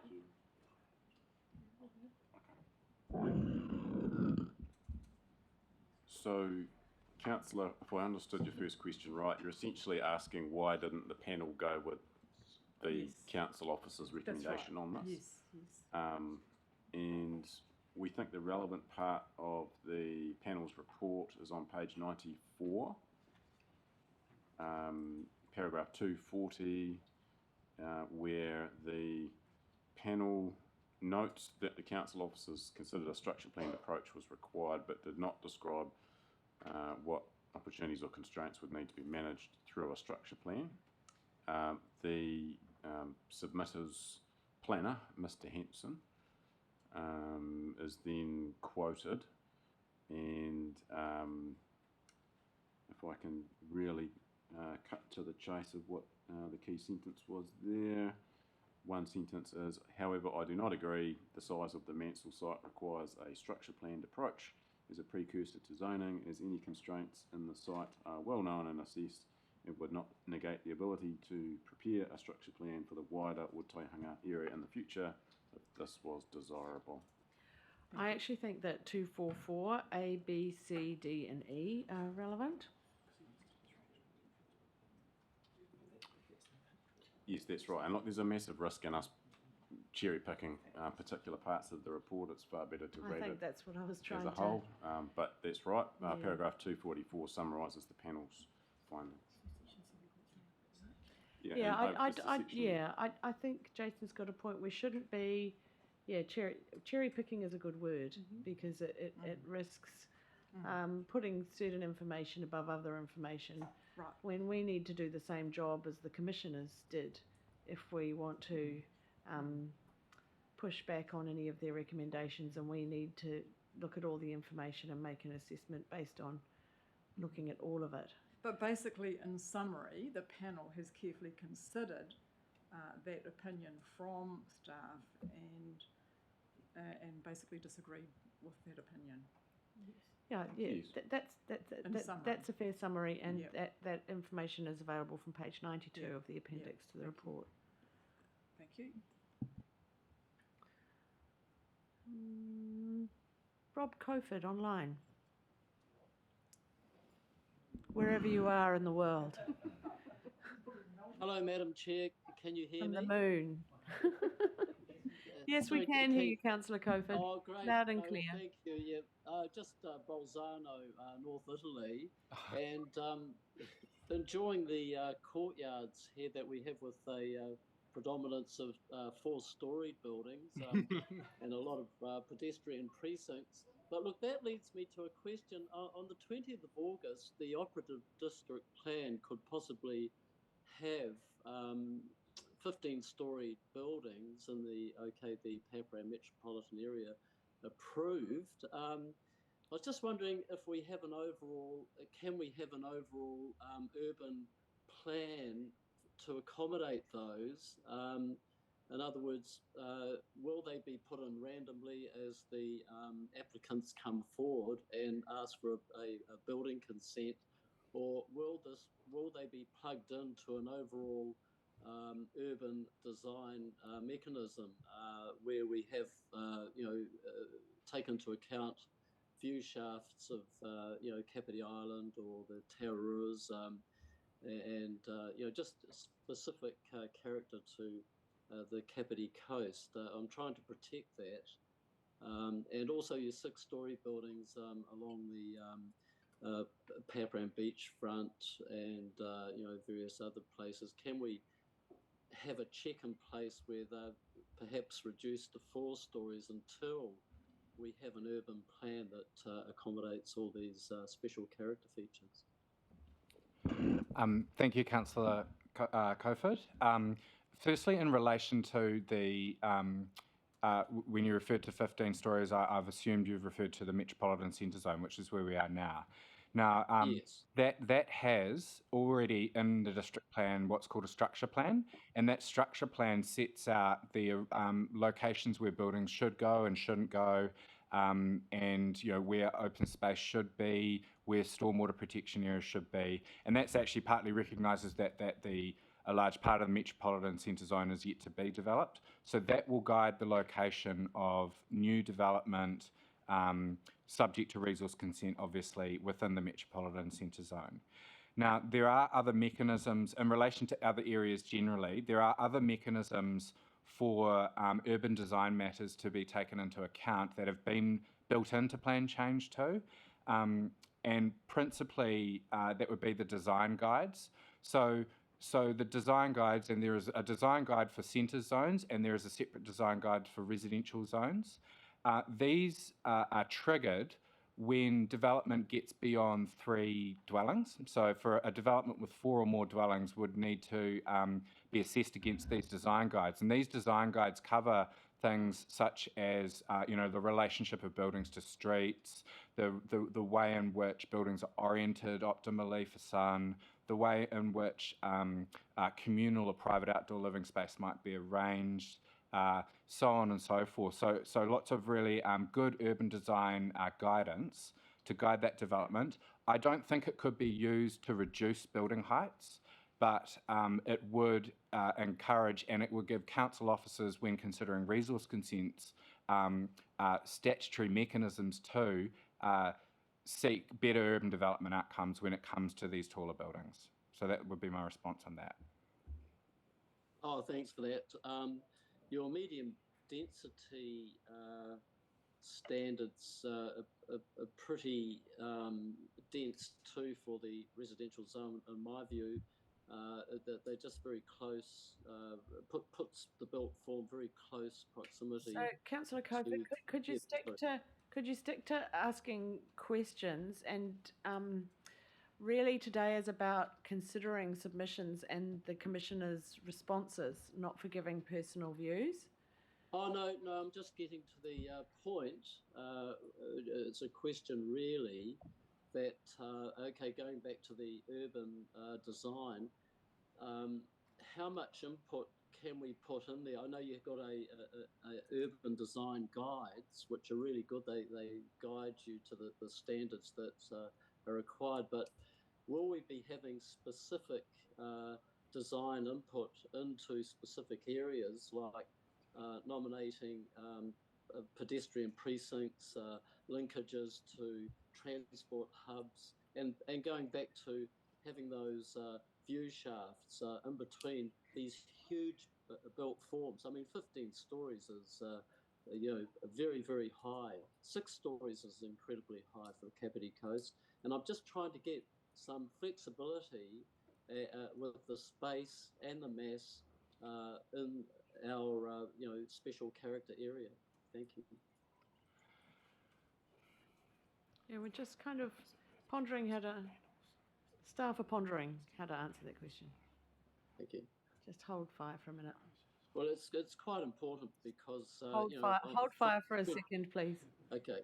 Waiting for a response rather than Thank responding to your own question.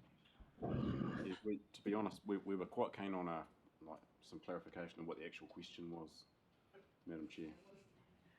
Yeah, could you say in one sentence, please, Rob, what your question actually is that you want answered? Okay, you have mentioned an urban design guide. It is a guide.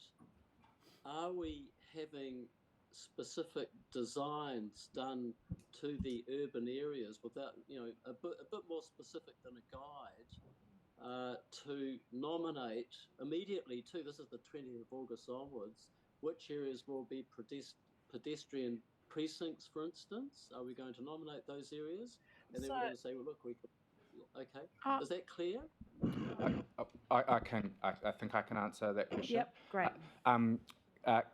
Councillor Covid, I think the issue is that what you're particularly asking about at the end of that question is not actually something that the district plan itself can do. The design guides are a statutory mechanism within the district plan that can be used to guide, and I say guide in quite a weighty sense because it will be part of the resource consent process, development on a case-by-case basis. But that kind of more broader master planning, I think, approach that you're talking about is not really something that the district plan can address. A conversation for another day. It's a conversation for another day. Have you got any further questions that are relevant to the paper? Look, we've got councillors that aren't urban planners, and I'm just trying to put forward that we're going to start randomly putting 15-story buildings around the place without any plan. So I think you're slipping into debate there, Councillor Cofer. I'm going to move on unless you've got another question for staff. Okay. We're in questions for staff time. You can come back later and debate and make some points around the process or how that works if you so wish. I'm not. who's on Zoom that we've got coming on? That was, so, Lawrence. Sorry, that was Rob. Thank you, Madam Chair. Just one question of clarity for me. So in the report that's here in front of us under the recommendations, and my apologies, I should have asked this prior to today. The wording under recommendation B, it's got option 2/option 3. If and only if recommendation A is not accepted, that council then goes on and it specifies some things. So just for clarity, for my sake, what you are saying there is we must vote on option 1 before we go to option 2 or 3. Is that clear? That's how I read that wording.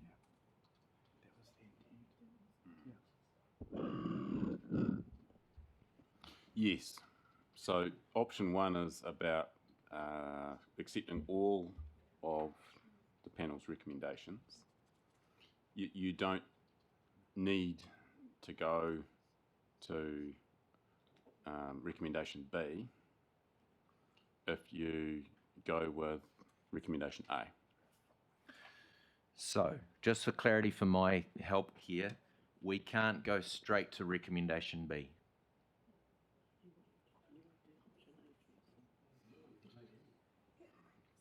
The wording of it seems to say to me we must vote on option A first. So this is a process question. I Yes. think we've logged it, and we'll come back after the break with an answer. Okay. I think that's because probably looks like we need to think about that a little bit. Is that okay? Yeah. Kim.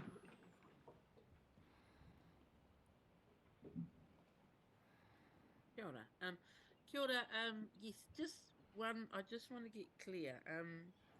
It says once we adopt.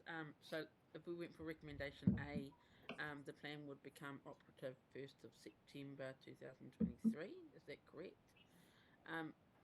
And I forgive me if you've already said that, but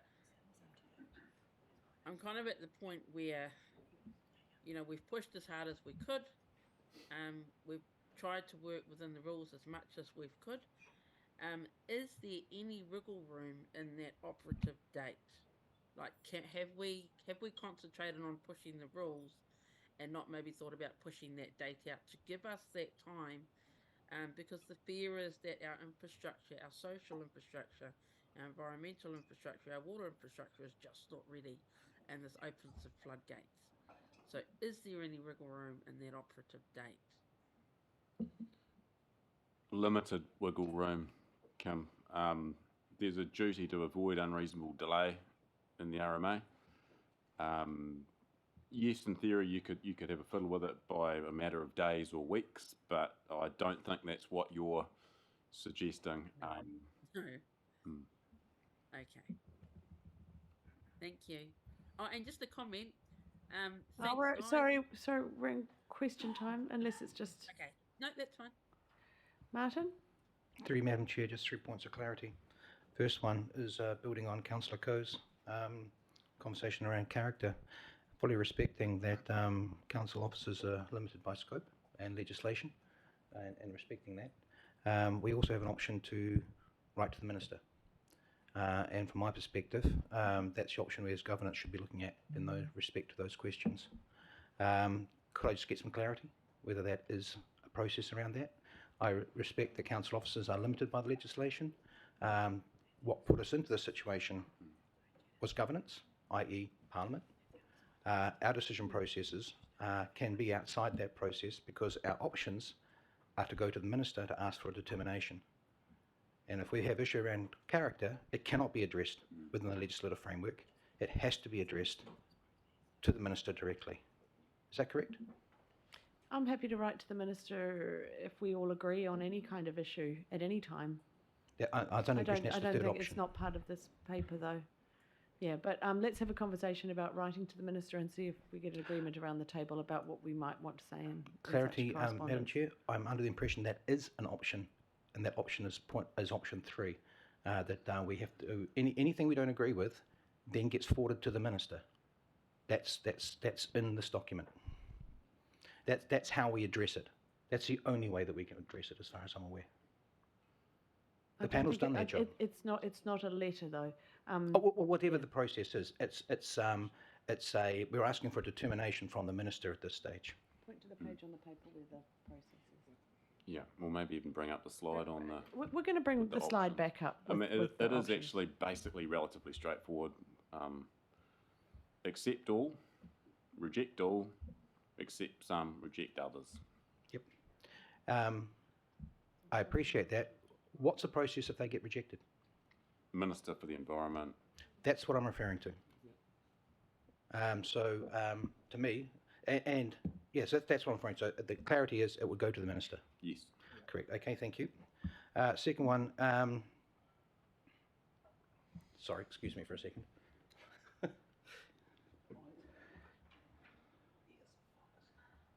When we are talking about this afternoon, if we get to that stage, are we able to ask council officers for clarity if we need to? Is that part of the process? No. Okay.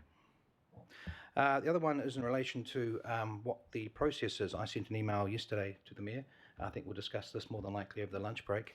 In my view, we should be starting with option 3 first, not option A. Should be starting with option C. In that way, we work through the issues that we may have. I think we've already had a question of officers as to whether that's something that we could consider. Aside from that, it's up to us what we decide to do. That's not a question for officers. And we're getting an answer to whether that process is appropriate. And we're going to talk about break. the process over lunch. Thank you very much. That's my questions. Thank you. Great, thank you. Councillor Wilson. Yeah, just another thing I couldn't find in the report. I was just wondering if there was a comprehensive traffic impact report for central Waikanae, given that there could be a proliferation of 6-storey buildings and it's already a traffic choke point. So I couldn't find a report that said what the impact would be on what is already a choke traffic point. So was that addressed during the hearing, and perhaps not only just that Waikanae Central, but that's clearly a significant issue already, but any of the other intensified areas where there's already traffic issues? To answer the first question, there was no report. Councillor Pravanov. Thank you. So I've got a few questions. My first question relates to, page 43, Part A, Schedule 3.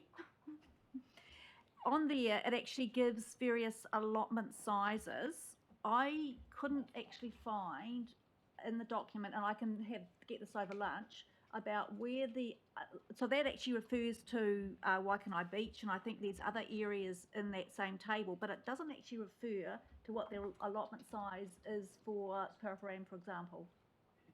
Do you know what report the council is referring to? 'Cause So that's... so you're referring to the... that's the minimum district density plan. residential standards. So which document are you in? Yeah. Yeah.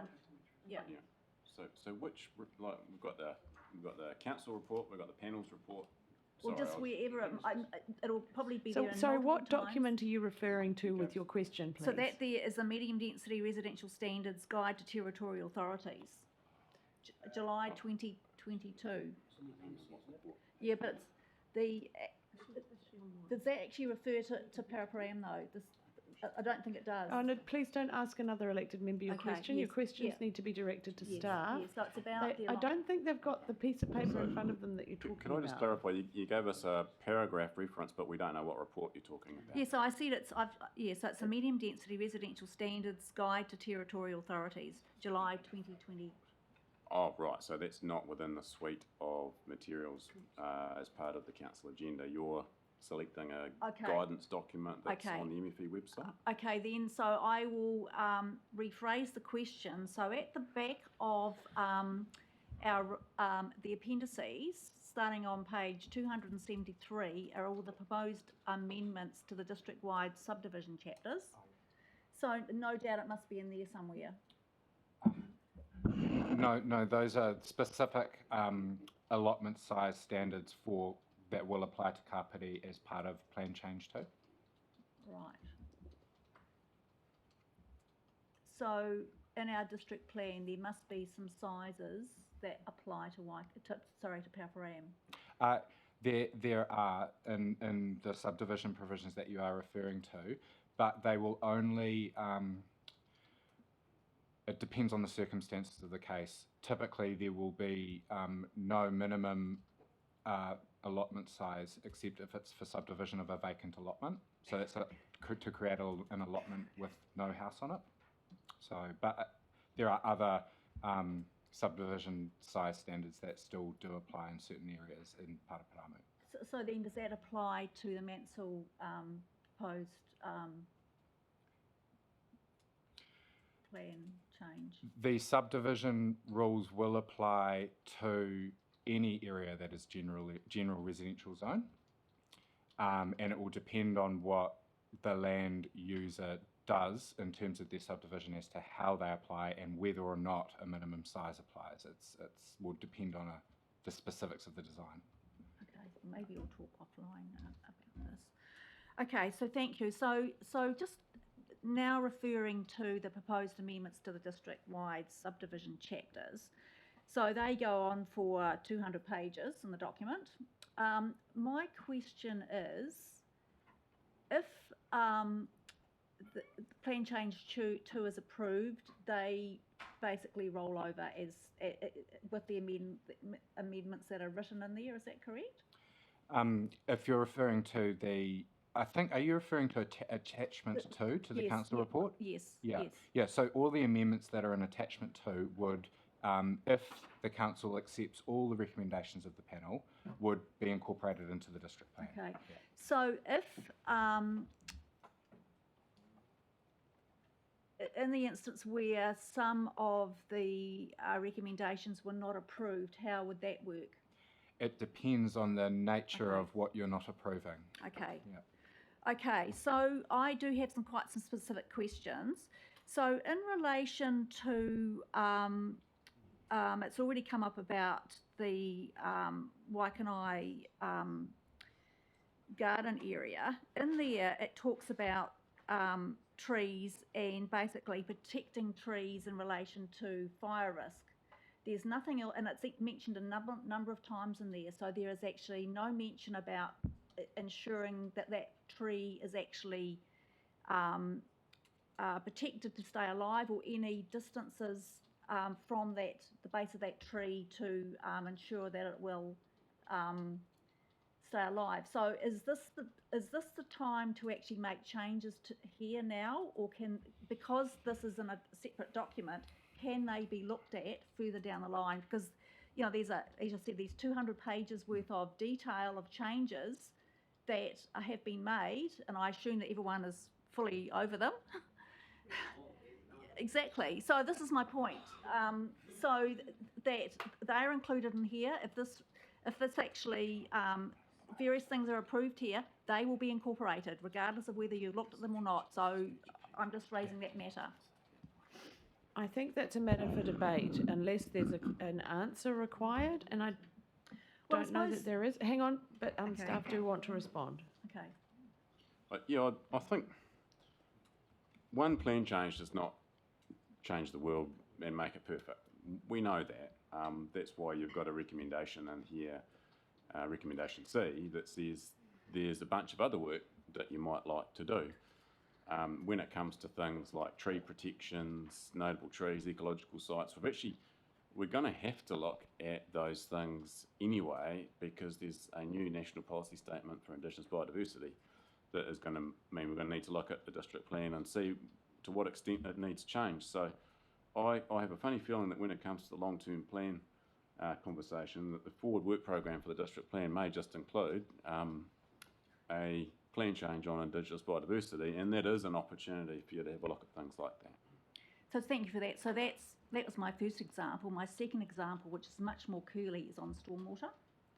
So obviously with intensification, if this goes through, there is not actually a major change in these proposed amendments to actually mitigate the much stronger, I suppose, well, basically there's going to be 70% of hard surfaces on sites, and there's no actual mitigation of any great consequence included in here. So my question... that is actually included in the report. There's a paragraph in the Commissioner's response which refers to that very, very clearly. I know it does. You've just misrepresented that, saying the reports don't contain concerns about flood management or stormwater mitigation. Some of that... Sorry, I just got to correct that misinformation. Okay, so some of that actually comes from what the legislation says. So the other point for that is Councillor Pravanov, if you could please limit to questions on the report that staff can answer for clarification to help our decision making. Okay. So in the proposed amendments, is there any change in there to the maximum requirement for a 10,000 litre tank, regardless of the surface area of a property, of a house? No. Okay, thank you. And so this is the place to actually make that change today? So... Is it in the scope of the submissions? That's a good question. You would need to find, Councillor Pravanov, that's not up to staff, where it is in the submissions so that you could respond. I will. Yeah, and unless it's in the scope of the submissions, it's not to be brought to the table today. And you would need to identify the submission, and you would need to identify where it was responded to by the Commissioners, and you to establish why you don't agree with their response. Today is about approving or not the Commissioner's response. Okay. So my other question relates to developer contributions. So there are two different types of developer contribution that are coming forward today. One is for rural lifestyle, which potentially could then turn into urban area, and then there's Papakainga, and I'm not sure whether that's actually included in here or not. My question is, given an intensification situation, are the contributions policy included for those two changes? Can I? There's, like, you can probably tell my enthusiasm. I want to talk about everything. I do, but I probably shouldn't have even said the thing I said about the National Policy Statement for Indigenous Biodiversity, because that wasn't put before the panel either.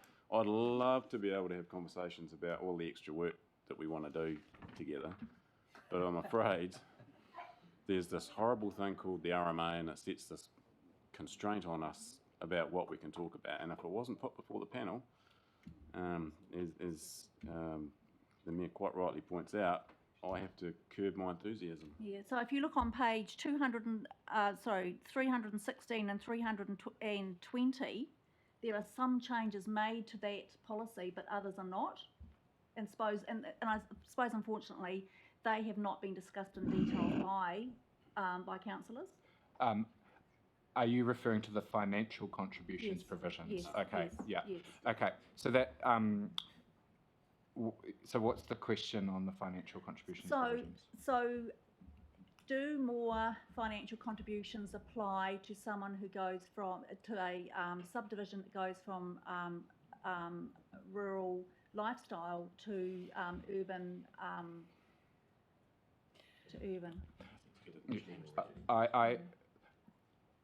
So the way to answer, so I can't answer that question, but I think it would probably help if I just explain what the financial contributions changes in PC2 do, just to so that you're aware then what the scope is.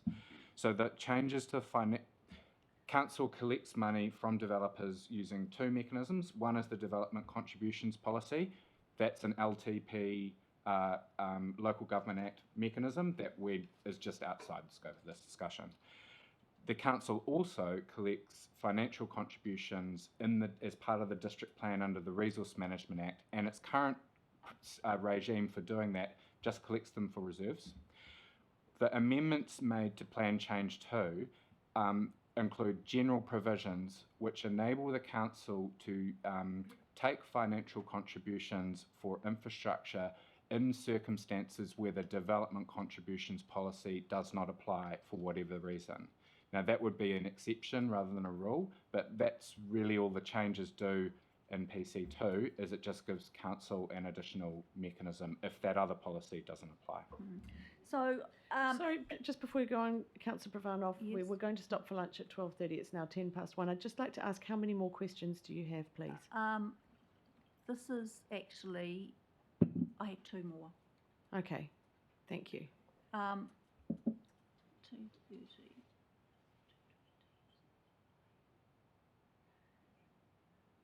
So that was for the developer, the financial contribution. The second one, it actually does have a new section in there to do with, I think it says Māori interests. Does that actually include Papakainga or not? I'm not exactly sure. Are you referring to the financial Yes. contributions Yes. provisions? Yes. Yeah, that was an amendment as part of the hearings process, which recognised that there may be circumstances within which engagement with tangata whenua would be valuable as part of considering financial contributions. Next question. Okay, going to page 3 in the report today, 384 looks at the map for Peka Peka in terms of the coastal adaptation changes there. So on the map, I'm actually very confused about whether it's actually a thin strip of land, because when you go to the E-map, it's actually it's narrow on there, but on the in the report it's quite wide. Yeah, so that the E-plan will only be showing what was a notified plan change to, and so it's much wider in the maps we were showing you before, because that is a recommendation of the panel, right? So that is not a notified PC2. That's the difference between the two maps that you will have been looking at. So it's wider, but that was not consulted on. That was included during the plan change. That was sought by submitters in that area. Okay. So thank you for that. Thank you, Councillor Pravanov. Glenn Olsen? Yeah, thank you. Hopefully a quick question.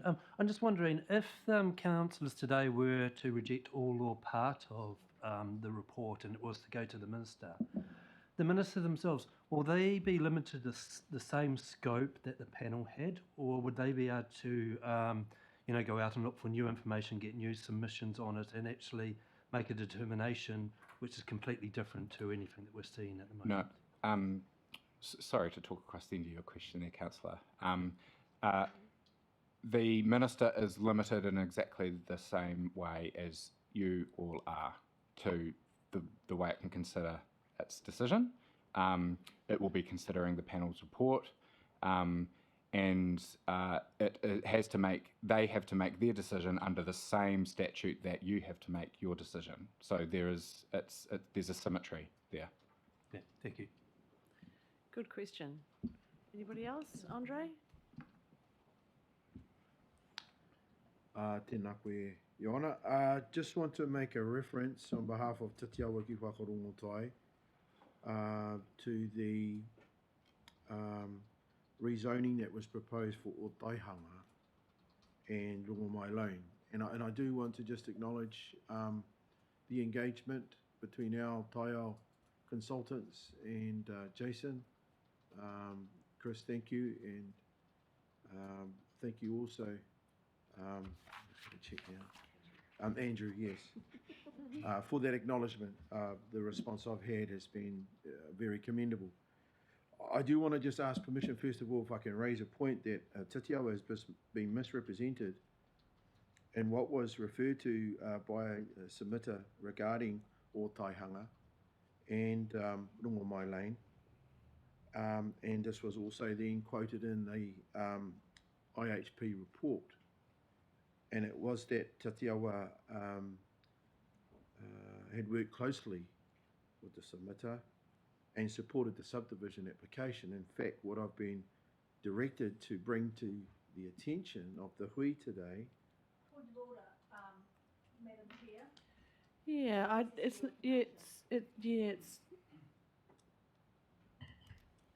it's not a question for starters.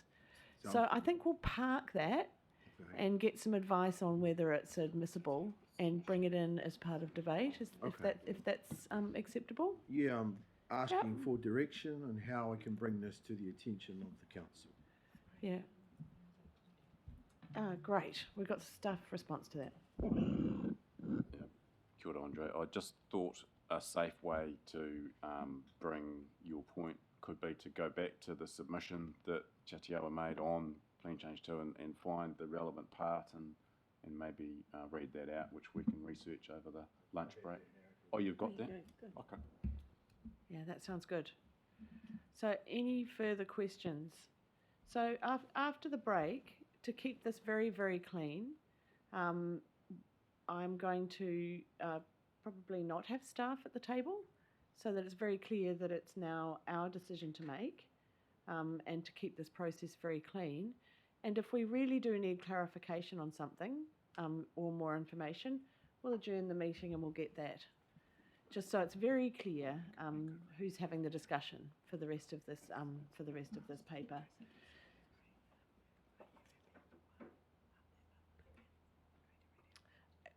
Yes, and before the break, we're ready to read out the part of the relevant section that Andre was referring to, just so we have correct information.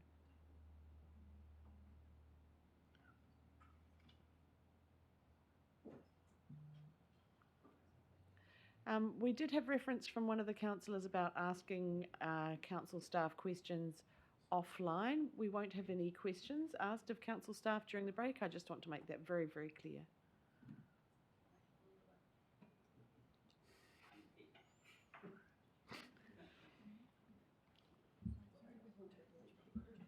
Yeah, so we're going to break now.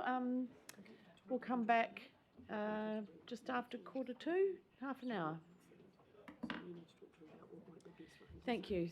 Thank you so much, Andrew and Jason. Thank you. Yeah, just have a chat. Yeah.